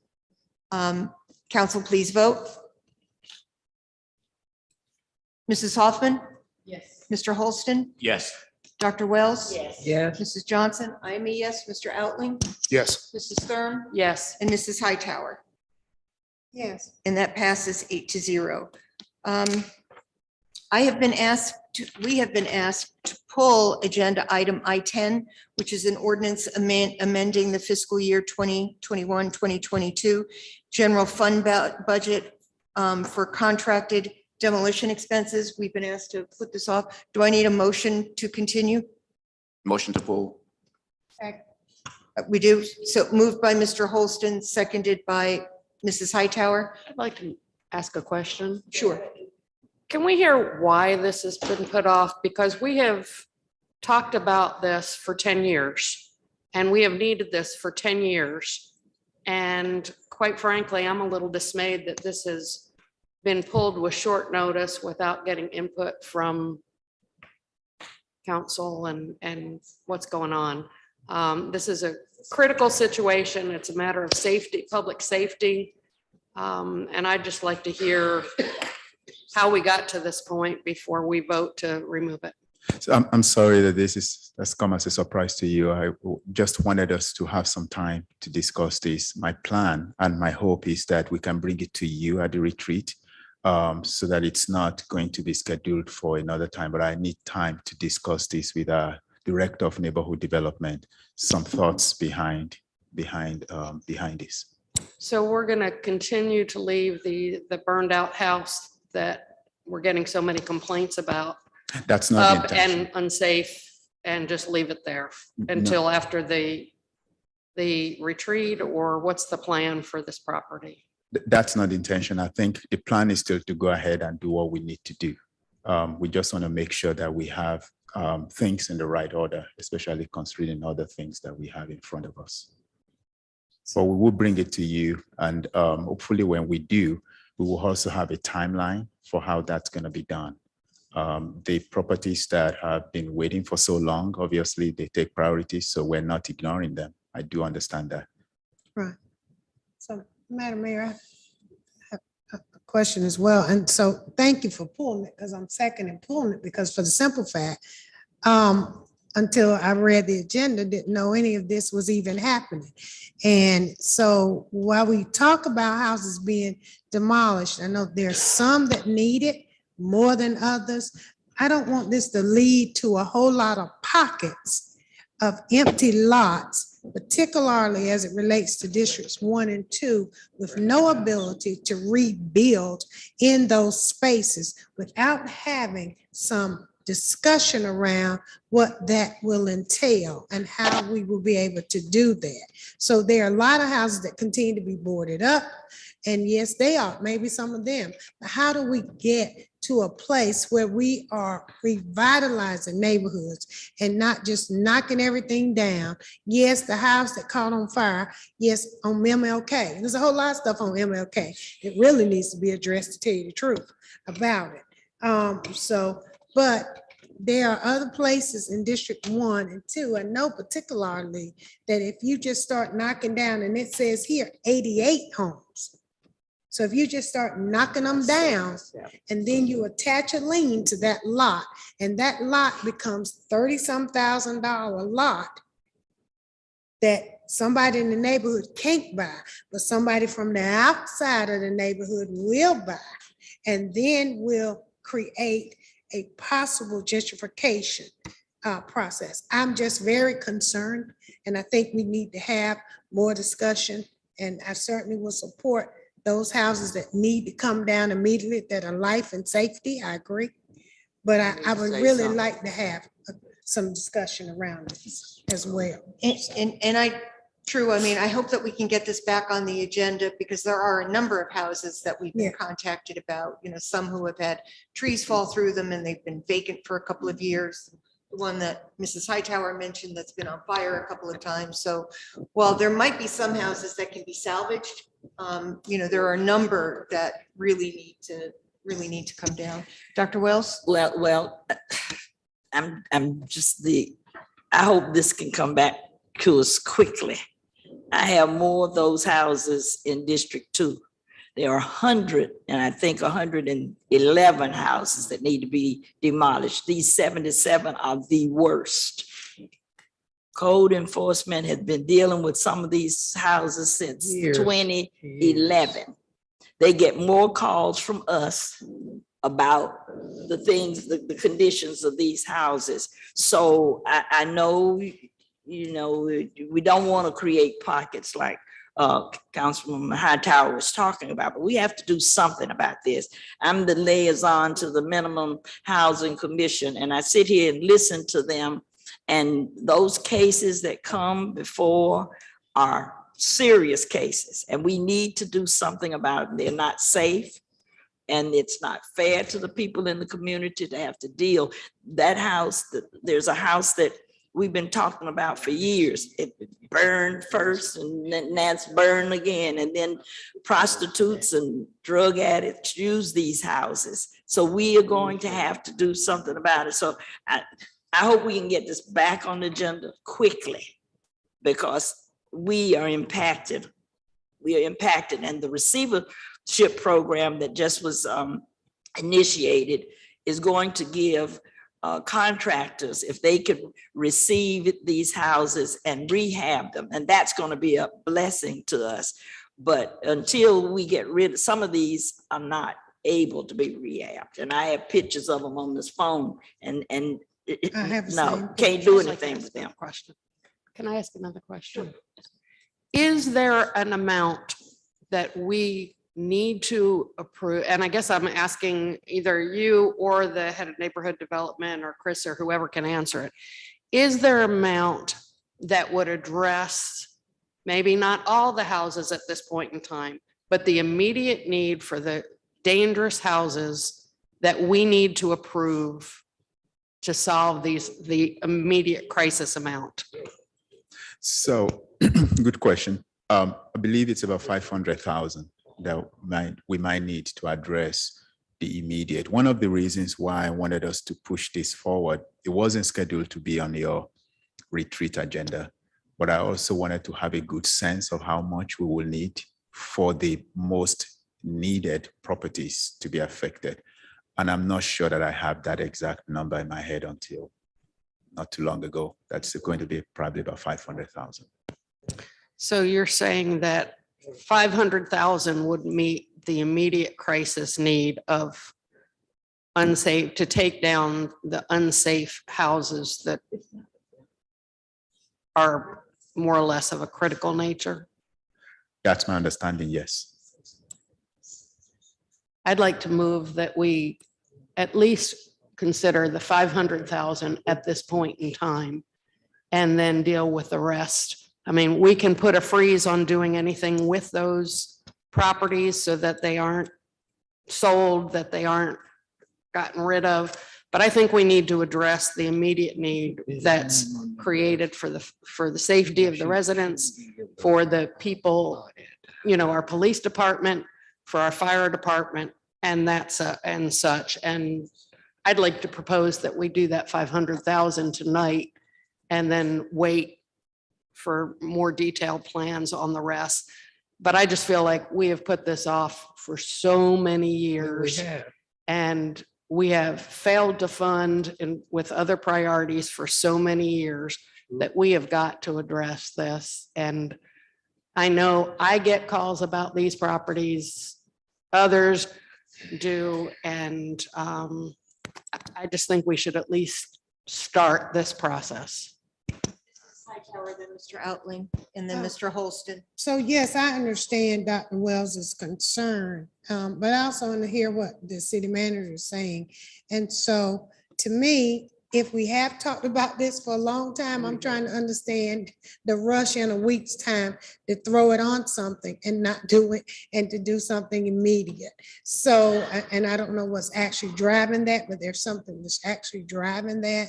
And so I don't disagree that we don't need to look at the most dangerous houses and to be able to look how we get rid of, demolish them or whatever, but we will never own them at all.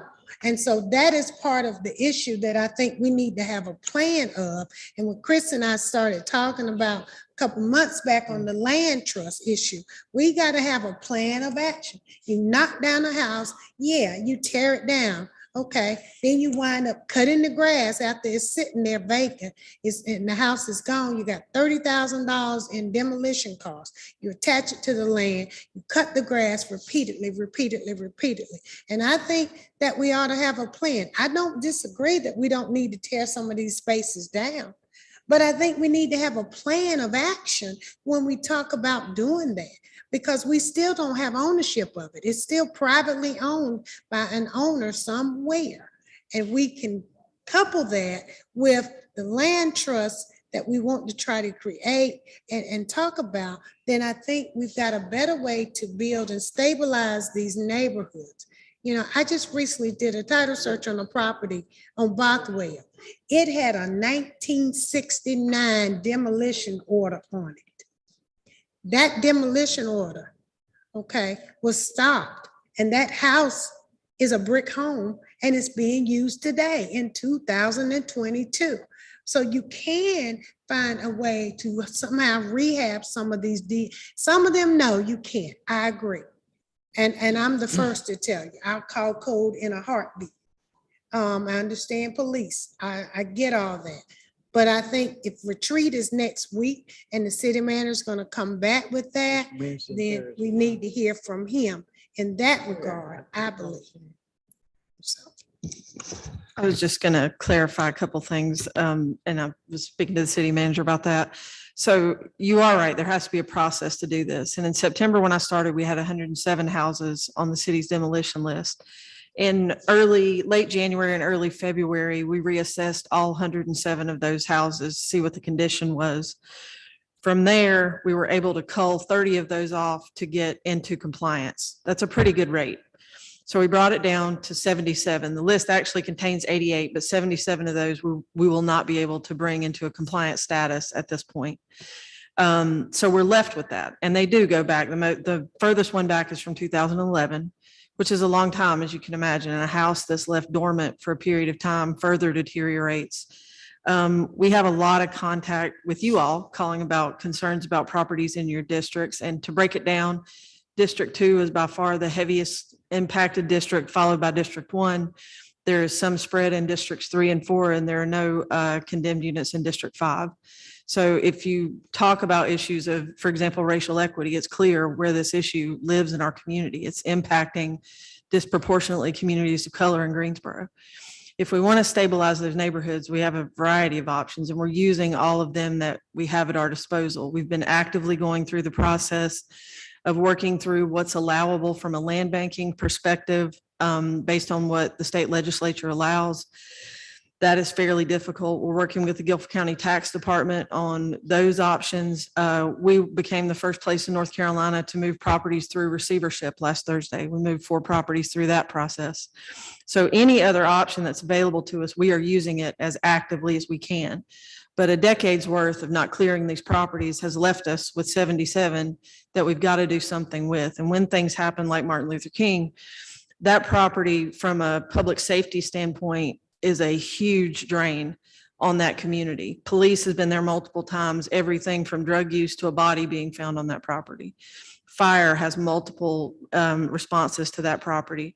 And if you look at that list, you'll see that's a consistent theme across the board. These are at the very core public safety issues. And the issue I wanted Councilwoman Hightower to bring to you is, you're right about the boarded houses. There are a lot of them in your district and in District 2 primarily. One of the things that is interesting about that, and that folks may not know, is that a lot of those boarded properties are not in the city's queue in any way. A private homeowner has determined to board that property. We don't have a code complaint about it. It is not on our condemnation list. And so we're actively currently working with legal for a boarded property registry so that we can get a count of what all those are and figure out what to do with them. So to the last point I'll make to try to make this as brief as I can, when we went back and we looked at all 107, we cleared the 30, we made a priority list based on the conditions of the houses. So they run in priority. based on the one that's the absolute worst to the one that is the least dangerous to the community. And that is the order in which they will be demolished. To give you some perspective, the property on Martin Luther King would fall somewhere between 10 and 15 on that list. So that's the kind of landscape of what we're dealing with. And also, I think it's really important just to say to you all that the figure that got brought to this conversation is a worst case scenario. If these properties have asbestos and there needs to be asbestos remediation, it can be extremely costly. Our goal is to spend as little city resources as is possible to take these properties down, but we need to be realistic on what the worst case scenario could be. I don't want to come back to you and say, oh, I need $400,000 more dollars. But we're using everything at our disposal. But frankly, I'm dealing with a decade worth of essentially deferred maintenance. And that's where we are, and happy to answer any questions. Thank you. Mr. Outland? Yeah, thank you for that kind of wonderful summary. Based on that, I'm thoroughly convinced that your department has a plan with regard to these properties, and it substantiates the amount requested of council to contribute. In my experience, formerly serving as a chair of the Minimum Housing Standards Commission, I will say I certainly observe this city does not rush to demolish properties. And generally those that make it on the list are in absolutely horrible condition. And those that get anywhere within sniffing distance of an actual demolition are especially bad condition. Consistent with the remarks that have been shared that for some of these homes, you're literally talking about they've been sitting on the list for a decade. Additionally, I understand that there is an economic development proposal for which this may be a source of funds, at least from a cash flow perspective. I want to be very clear for something on this topic of this importance, where the city has acted not as quickly as it perhaps could have in the past. I'm not willing to seek funds from this for an economic development proposal. I'm sure that is very worthy. I hope to support it, but I am categorically in support of moving forward after a decade of dilapidated, dangerous homes existing in our communities, especially given the thorough plan that you kind of outlined and the analysis that your department took. So thank you. Mr. Holston? Yes, thank you, Madam Mayor. Long before I became a member of the Greensboro City Council, I recall riding down the street in District 1 where I live. And I think Councilwoman Hightower remembers, maybe not the day, but the situation, because I stopped and took a picture and sent it to her regarding a dilapidated home that was a danger, as I saw it, unfenced, just collapsing on its own. Anybody could walk up and walk into it. So that's very near and dear to my heart, that we do need to do something about these homes. At the same time, I listened to the city manager who's talking about, and also, I'm sorry, first I'll say with Councilwoman Thurm, I understand that passion, and I'm right there with you. I have as much of an interest in making sure that these are taken care of as quickly as possible. If we were to say, we're doing a 90-day study or a 6-month study to determine what and how, and then I would not be in favor of that. But we're talking about what's today, Tuesday, Wednesday of next week. We have an opportunity to look at this and whether it's going to be, properties that are torn down and then infill, or properties that are dangerous. I think that, and I know that there's a plan, but because this just came to the agenda and we're just talking about it now, I think another 7 or 8 days would probably be prudent. So I'm in favor of the delay. So, to be clear, there are houses that are on that list that have to come down, that they've been on for a long time. As I've said earlier, we have some that have trees come through and they are a danger to the neighborhood. I'm not sure how quickly we could have rolled out the demo of all these houses over the next couple of months. I think I agree with Mrs. Thurm. Maybe we can lower the amount and get started on the ones that are particularly troublesome, and then come back and look at the entire list. But we know for public safety, there are a number of houses that have to come down. But I don't know if Mrs. Thurm got a second on her suggestion to bring it. Yeah, she did.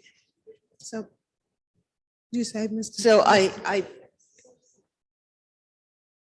And Madam Mayor, just for So- confirmation for the question you just asked, before we got to this number and part of our due diligence to determine what the maximum possible cost could be for this project, we reached out to all of our vendors who do our demolition, and we can clear them by the end of this fiscal year. So Madam Mayor, Ma- is there already a motion and a second on the floor to delay? it wasn't, yeah. well, and then Tammy made a motion to reduce the amount to 500,000, I believe. So, She didn't get a second, I don't think. Anybody, I didn't hear anybody. but I don't believe that there was a second on the motion. Right. Just to remove it, yes. Until next. And so, Did we vote on that? Did we have a motion and a second on that? I We did not, Yeah, he did. yeah, that He was, made the that second. was Hugh and Sharon, I Right. believe, that made that motion. So would it proper to vote on that one first? What is the motion? To remove it from the agenda. This Yes, agenda? can we do it to a time specific so that it would be no more than 30 days, that it would be on the next business agenda? We can do it at the next meeting, yes. But again, I want to convey that the idea is not to delay this unnecessarily, but to allow us to actually look back and say exactly what's important right now and how much will it take to take care of that. But we can come back at the next meeting if that's your pleasure. So we could put it on the April 5th agenda. Maybe you want to change your motion to say that it would be put on the April 5th agenda.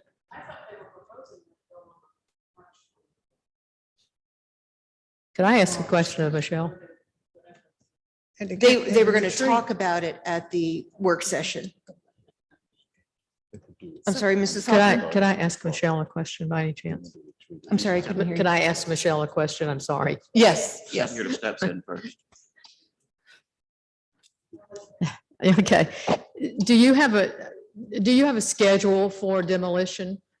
Let's say if we had voted on this item tonight, you have $2 million. Do you have a schedule at this point for these 77? Yeah, if houses? this were passed tonight, the first list of abatement testing would go out tomorrow for the first 35. Okay. And we move down the list Move from down the there. list. The 35 of the 77 are kind of the highest priority of the. So you're getting complete half of list. them or, yeah, Right. right, yeah. So which is kind of what the city manager was saying. If we got to about So $500,000. 500,000 doesn't get you that to your Well, it gets- 35 tonight. Yeah, so- it gets close to about the halfway point for the most significant ones, barring significant asbestos issues. Okay. Thanks.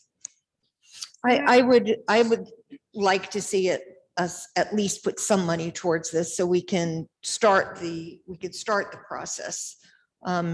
The item that's on the floor right now is to just pull it off totally. So council, please vote on, So what is the motion? I thought the motion was just to delay until the city manager could have. right, so it's to pull it off the opportunities. agenda. So, okay. So council, please vote. Mrs. Hoffman, Yes. pull it off the agenda. Mr. Holston, Yes. Dr. Wells, No. and I am a no. Mr. Outling? Yeah, no. No? No. Mrs. Thurm No. and Mrs. Hightower. Yes.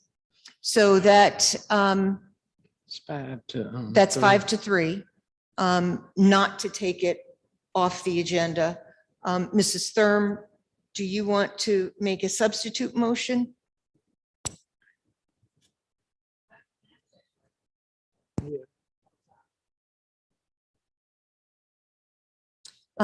So then it becomes a 4-4. And what happens when it's a 4-4? Who gets the Fails push? It fails anyway. So. What? No How are action. you voting? Yes or no? Well, there has to be an answer.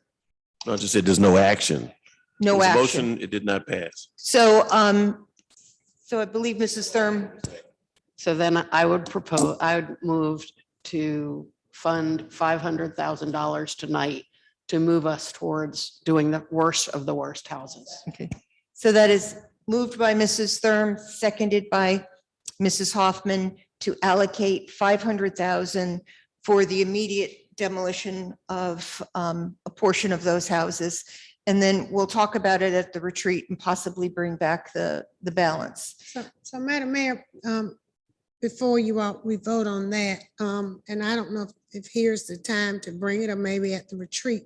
But I think in attached, if you're gonna do that, I just simply think we've got to have a way, not just to tear them down, but to be able to execute the lien, to be able to take possession of those properties, because we're just spending the money to knock them down with nothing else happening after that. And if housing is an issue and a premium in the city, that we ought to be able to control something. And so I don't want us just to knock them down, put a lien on it, but then not execute, not have a way for us to take possession of them. So Mr. City Manager, does that need to be part of this motion, or can you look into that and make sure that can happen? Because I think knocking them down, that's great. To knock down the few that have been sitting around, especially that one that's burnt on MLK, probably needs to come down tomorrow.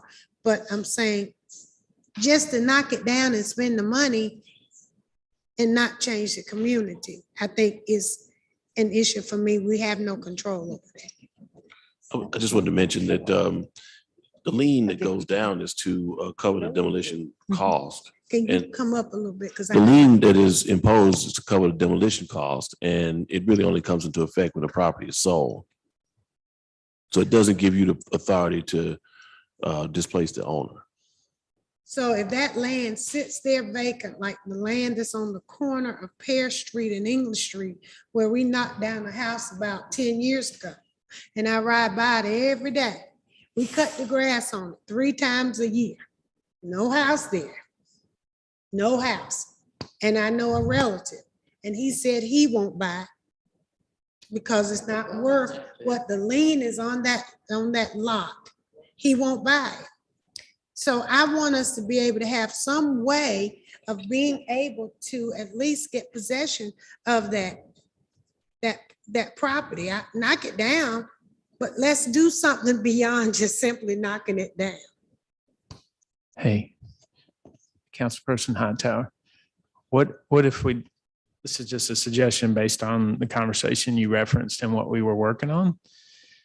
We could cross-reference that same list, because I have a feeling that list probably also includes properties with tax issues.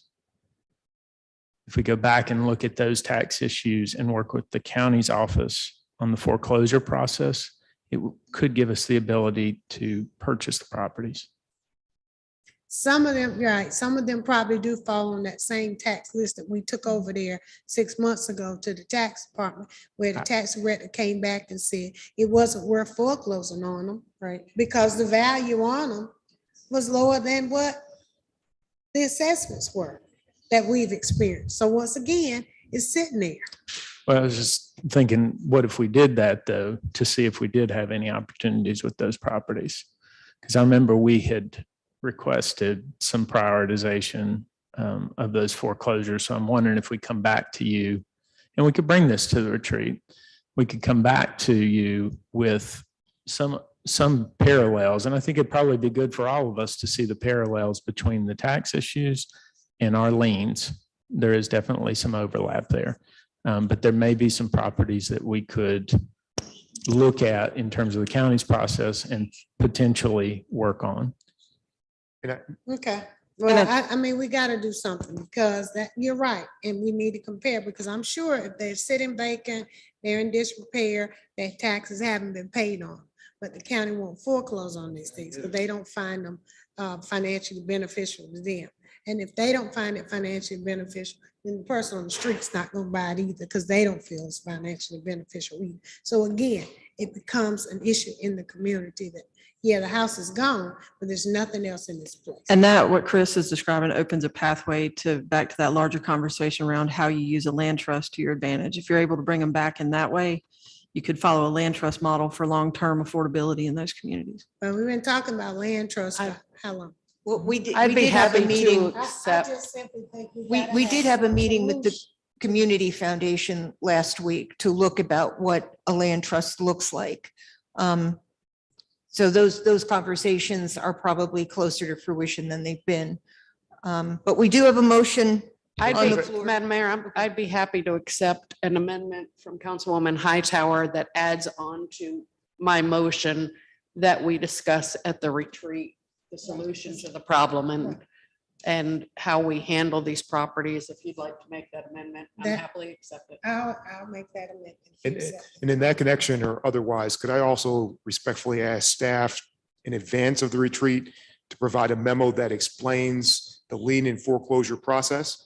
Because at times, even the mere fact of having the lien has applied pressure to property owners for them to sell it. Because if you complete the foreclosure process, you can go after more than just the property, you can go after their other assets. And so it's a tool that might, put us much further towards compliance and getting property back on the rolls and in the community. So it might be helpful to level set and share that basic information with council to inform the discussions at the retreat. So Tammy made an amended motion. I believe that was seconded by Mrs. Hoffman. Council, please vote. It is for 500,000 and then to come back with that. Mrs. Hoffman, Yes. Mr. Holston, Yes. Dr. Wells, Yes. I'm a yes, Mr. Outling. Yes. Mrs. Thurm. Yes. And Mrs. Hightower. Yes, Okay, that passes 8-0. Now we move on to boards and commissions. If you have a board and commission appointment, please state who they are replacing. Mrs. Johnson? Are there any vacancies in Parks and Recreation?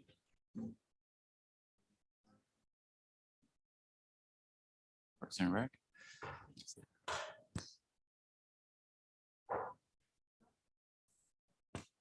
Let me check the vacancy memo real quick, please.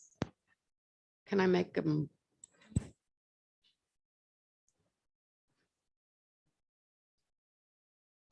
Yeah, well. Were you thinking of any other boards and commissions too, No, or I just? had one person that wanted to put on Parks and Rec. But if Madam not, then Mayor, I there can do it is later. an opening in District 2 that is Mayor Pro Tem Johnson's appointment to make from Yes. Vanessa Martin that resigned. Oh, I'd like to appoint Walter Johnson III to Parks and Recreation. I couldn't- Walter Johnson III, I mentioned his name last week. Yeah, I think he's in the data bank. So we do have a motion and a second by Mrs. Hightower. All in favor, say aye. Aye, opposed? Okay, that passes without objection. Did you have any other ones? No, I'm fine. Mr. Holston? Just boards and Not tonight. commissions? Boards and commissions. Mrs. Hightower? doing boards and commissions. Just right now, Okay. boards and No, commissions. I don't think I have any currently at the moment, but I do have a question. What is the absent policy? Is it, I heard some things that were a little bit different from what I understood today. Is it, how many meetings can you miss? Up to 3 with no excuse, or 1 or 2? I thought it was 3. With no excuse. Madam Mayor, if I may, council adopted a policy that would allow 3 unexcused absences. And there were leniencies for council to provide a excused absence if it was related to medical or family emergencies, but that is at your discretion. Okay, all right. I'm trying to address an absence. Okay, Dr. Wells? Mr. Outling? Thank you. I'd like to appoint Amber Rivero to the Minimum Housing Standards Commission in the position that was held by Ellen Sheridan. Is there a second? Second. There's a second. All in favor, say aye. Aye. Opposed? Mr. Outling, any others? That's all. Thank you. Mrs. Hoffman? I have none. Mrs. Thurm? I have one. I'd like to appoint Carol Carter to fill a vacant seat for District 5 on the Community Sustainability Commission. Is there a second? Second. All in favor, say aye. Aye. Opposed? Thank you. Mrs. Thurm, any others? Thank you. Comments, Mrs. Johnson? I don't think I have anything, just proud of the work that we've done in economic development in the city so far, and how we are striving to do even more. Thank you. I didn't have my. But your comments were brilliant, even if they weren't on the microphone. Thank you very much. Mr. Holston? Yes. Sorry about that. A couple of things here. First of all, I want to say that as liaison to the War Memorial Commission. Microphone, please. It was on, just pointing in the wrong direction. The War Memorial Commission as liaison there. Our last meeting was not held because of the women's ACC tournament that the Wolfpack won, which is wonderful. I also want to share from that group that the Lion King had a record-breaking time here in Greensboro. They broke records for the 1 week sold out $1.9 million and some 23,000 attendees. And then 3.6 million for the 2 weeks with some 46,000 attendees.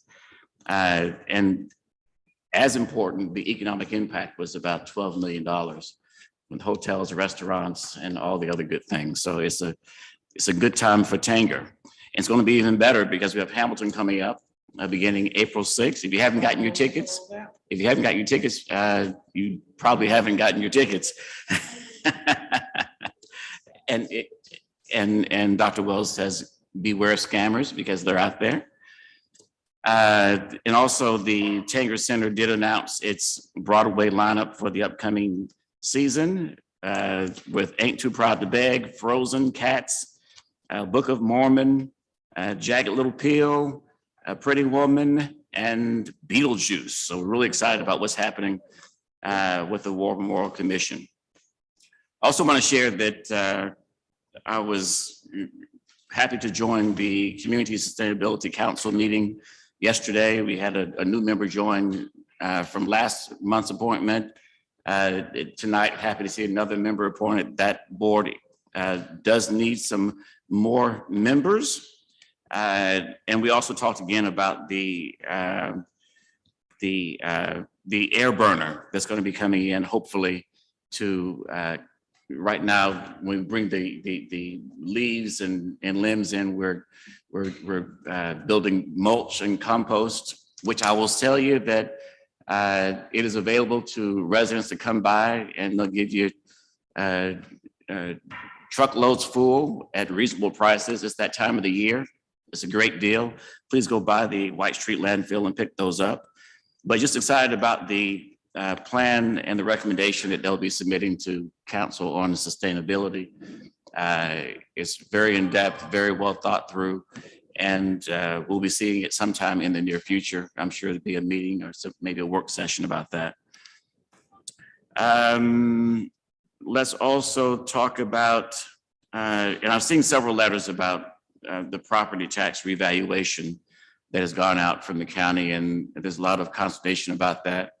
And I know that there'll be lots of conversations regarding those revaluations and what's going to happen with the tax rates. And just know that the council government is going to be looking at those and having some feedback. They are up as 30, 40, 50, 60%. And there are some opportunities for tax relief if you are elderly, 65 and older, or disabled veteran, and some other things. And would invite you to go to the county's website and look at those. And then you'll be hearing more and more information from us and council and other governments. And I was excited to join Syngenta for their groundbreaking just this past week, the $68 million expansion they have of their headquarters. Very excited. You'll probably hear more about it from others, but just this economic boom that's hitting Greensboro and the Guilford area is phenomenal, and it just continues. Economic development is an absolute driver for us, and this council is dedicated and committed to making it happen. And then last but not least, I'm going to say to my at-large partner in crime, Mary Kay Wuzuwaiter. We love you. We're thinking about you. And we're ready for you to get back in the saddle and join us here in chambers. So Madam Mayor, that completes my comments. Thank you very much. Mrs. Hightower. Thank you, Madam Mayor. Now I come behind you, Hugh. Now you take about the comment. So let's see if that gets written about. Wanted to bring attention. I have NCDOT, Greensboro DOT. I'm sorry, I jumped into DOT. I've been asked by some members in the community to look at changing one of our roads to name after Carolyn Coleman. So I'm looking into doing that. They have selected what they think is a street. Doesn't have any residents on it, but it does run beside New Zion Church. So in the next couple of weeks, gonna look at the processes for that. That was her church too. Yes. That would be nice. That would be her church, yes. And also in that regard, we'll be doing a resolution for her the 1st of April here as well. And then on April 12th, at the school board is going to rename the middle college at Bennett, the Carolyn Q. Coleman Middle College at Bennett. So they will be making that announcement on April 12th. Hopefully those can come out. You can come out and join us at the school board if you're interested. There will be, I am the ACAD, African American Committee on Disparities Liaison, and we'll have our meeting March the 24th at 6 p.m. virtually. So you can contact the Human Rights Department if you're interested in getting a Zoom link to participate with that. Mr. Holston, you are absolutely right. The tax rates have gone up significantly. And I've been sending you emails, and I don't know if you've seen them, but the Woodley community is very upset about it. We've been having back and forth with Mr. Chavis. He has agreed to come and meet with them in person. So we are looking to select the date and a location to discuss those particular tax rates. We have invited the new county commissioner to those meetings, and he has been engaged with that as well. Because some of their rates jumped up very significant from 117 to 174. That's a huge jump. And if you're on a budget of any kind, and if you're not a senior, you don't get that senior discount. So you got to be 65 for that discount, or a veteran. So if you don't fit into that category, you may find yourself in a financial strait. Once we establish that meeting, you are invited to that meeting, Madam Mayor, you as well. Thank you. Invited to that meeting, because we'd like to hear directly from the tax director why those rates have jumped up so significantly as well. And I think that's everything for now. So, Dr. Wells? I serve as the liaison to the Minimum Housing Commission. So I was glad that we had the in-depth discussion about the condition of these houses. And I commend the code enforcement and the neighborhood development department for all the work that they do, trying to help us to improve the neighborhood. I think one of the things that is going to be a real asset to us is the new receivership program that was introduced at the last meeting. This will allow the owner to still be the owner for 2 years, but the property will be in a contractor's hand, or someone who can rehab the property. So I think that's going to help us with some of these that can be rehabbed. It's going to help us a lot. And I don't think I mentioned that I had an opportunity. Councilwoman Hightower and I visited the One Step Further market on Merritt Drive, and that was quite interesting, well-run, and it provides foods for those who come in with their shopping basket, and they don't have to pay anything, but they can get nutritious foods, and they're thinking about coming to East Greensboro. So we're keeping our fingers crossed that we get one of the markets in East Greensboro. Know someone. You think we know somebody that might help us? That might help us. On Saturday morning at 10, the old Ashboro, not old Ashboro, old L. Richardson group will have their meeting, and I compliment them. They have been sturdy. They keep the meetings going, and so they're going. And I think Madam Mayor is supposed to be their guest speaker at 10 on Saturday morning. But I want to commend. It's Zoom. I think it's on Is Zoom. it Zoom? Is it Let me Zoom? look. I don't. No, I said Madam Mayor. Oh, this one. That Okay, one. this one. That one, Okay. not Mayor Pro Tem. I thought It- you said. for- Is I'm it on sorry. Zoom, Madam Mayor? I'm just checking. But anyway, It said Zoom link is attached below. okay, so it's Zoom, but I compliment them because they have continued to meet, and the concerned citizens continue to meet, and there are others that continue to meet as neighborhood groups, because this makes our city strong, and they're able to get some things done by working as a collective group. And when we talked about closing some of the sales for the landfill, we worked so hard as a community group to have the landfill closed. So I'm glad to know that we're keeping it closed to solid, to household waste. So thank you. That's all I have to say tonight. And I do miss Mary Kay sitting over there. So we're looking for her to come back as soon as possible. Mr. Outley? Like others, looking forward to the council retreat and strategy session coming up this week.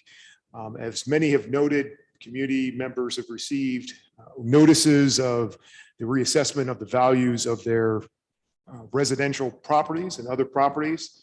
And prospectively may be looking at paying more taxes. But as Mr. Holston said, the council will consider those issues at the retreat, including tax relief and the possibility of certain people not paying additional taxes that they may have to otherwise pay pursuant to those reassessments. To be clear, the county has a program for tax relief for low-income seniors. The city does not. And I think Mr. Davis circulated something that several of us have examined in the past and worked on. And I look forward to that being discussed at the retreat specifically, and perhaps even going beyond that for other low-income persons or individuals who may struggle to pay additional taxes. Thank you. Mrs. Hoffman? Just one quick item, Mr. Holston did a nice job of talking about the Tanger Center.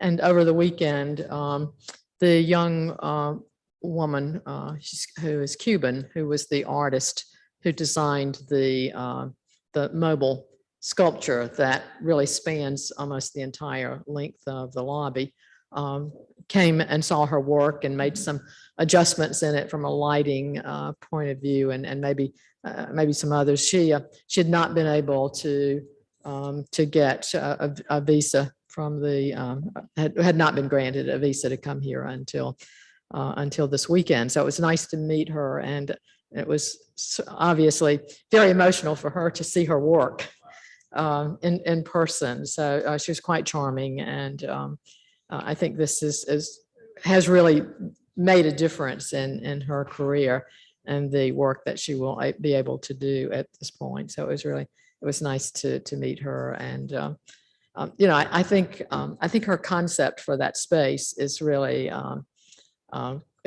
quite significant. I mean, to think about the fact that it spans almost the entire length of the lobby, as opposed to one piece that would maybe just be in the center of the lobby. I think this is so much better and so much more contemporary, really, than what one might think of being there. So just another addition to the Tanger discussion tonight. Thank you. Mrs. Thurm? Just two items. Number one, I just want to say that we got some great ideas for participatory budgeting. Very excited about the ideas that have come in, and you'll see those coming out and going through the process here shortly. The other item is, we talk about economic development in terms of the Tangers and the Syngenta and the booms and all those kinds of things. But we had a ribbon cutting today for a small company here in Greensboro called Advanced Medical NC Training College. And this is a small company that will train individuals, a very compressed schedule, to be phlebotomists and CNAs. It is very compressed, but it's a full-time program. The cost all in is $850, and they do have sponsorships that there are companies paying for people to go through this process.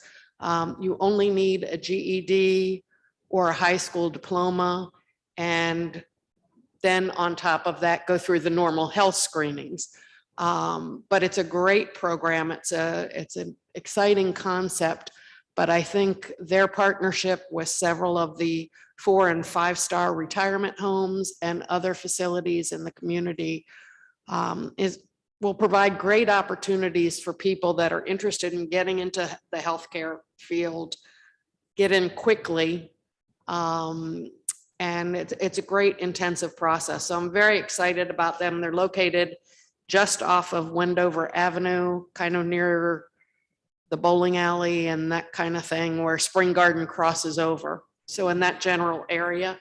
But if you're interested, or know someone that might be interested, Advanced Medical NC Training College is a really interesting program, and I would encourage people to look at that. I've recommended that they reach out to NC Works and kind of make sure that people know they're there, and other organizations within the city, to make sure our citizens know of this opportunity. It's a great opportunity.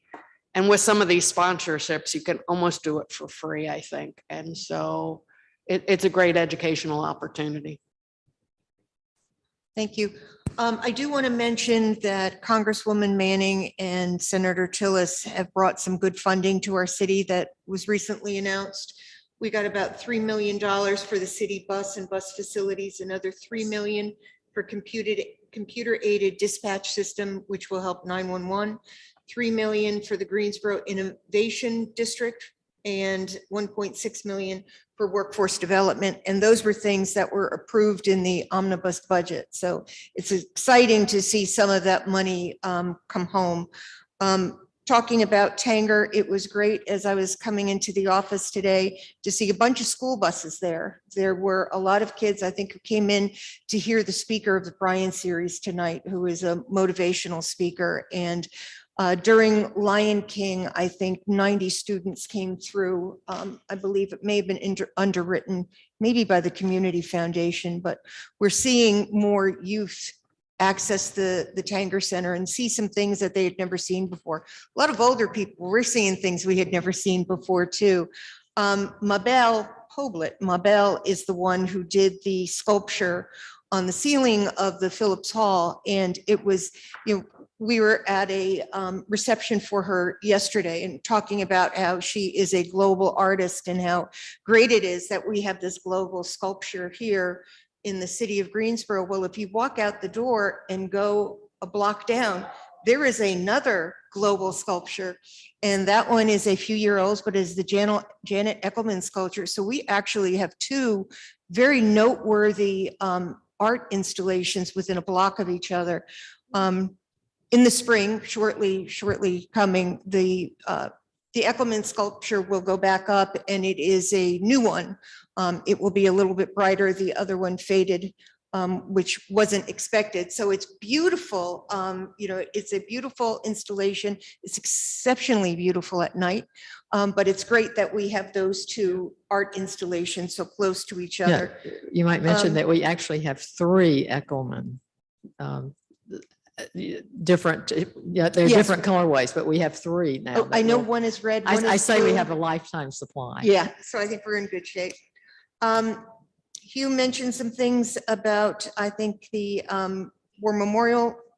We are going to host the NCAA 2 rounds of women's basketball this year, which is very exciting. The tournament was so well run. You know, the men's tournament kind of left our borders for this year. Reading some of the social media was pretty funny. They will be back next year. We will have the women's basketball, the men's basketball, and the first 2 rounds of the NCAA. That is a trifecta, and no other city has done that before. We were supposed to do it in 2020, and for obvious reasons, we didn't do it. And so we will be getting that back, and that's really pretty exciting. So those are basically the things that I wanted to talk about tonight. Mr. City Manager, any comments? Great, thank you very much. So we wrapped up the listening sessions last week, but I will have another one next week, March 23rd at 11 a.m. with Greensboro Early College. I think it is a middle college. So I'll be speaking to the students there. I'm looking forward to that. Chris and I, Deputy City Manager Chris Wilson and I visited the Aquatic Center and the Science Center last week. What an experience. Treasure we have. And we spent probably about 3 hours visiting. And I mean, I really couldn't get enough of it. So we had a great time there. And then Councilmember Hightower and I were at Fire Station on Franklin yesterday, the newest one in District 1. And that's just a very interesting investment at the model of how we can actually leverage what was existing as a volunteer station to have something there today. I think I admire Chief Robinson's vision for what he's doing for fire department, and he's going to be sharing more with you all next week as well. So and I believe this Friday, we actually have a fire recruit academy graduation at 10 a.m. So we'll encourage you, if you could, to be there. So all is well, and thank you. Our city attorney, I do want to make the following motion. I move that effective March 16th, 2022, the city of Greensboro, the city council of the city of Greensboro award city attorney a merit increase, setting his annual salary at $245,000. I do want to make a correction to that because I think it was going to be retroactive to when we should have done the review. The city attorney has been very patient the last couple of months. So I do want to make that one change in the resolution. Do I have a second? Seconded by Mr. Holston. All in favor, say aye. Aye. Any opposed? And that passes without exception. Mr. City Attorney? Thank you very much. And that's all I have. Yeah. Very good. Do I have a motion to adjourn? So moved. Moved by Dr. Wells, seconded by Mr. Holston. All in favor, say aye. Aye. Opposed? And that passes without objection. Thank you.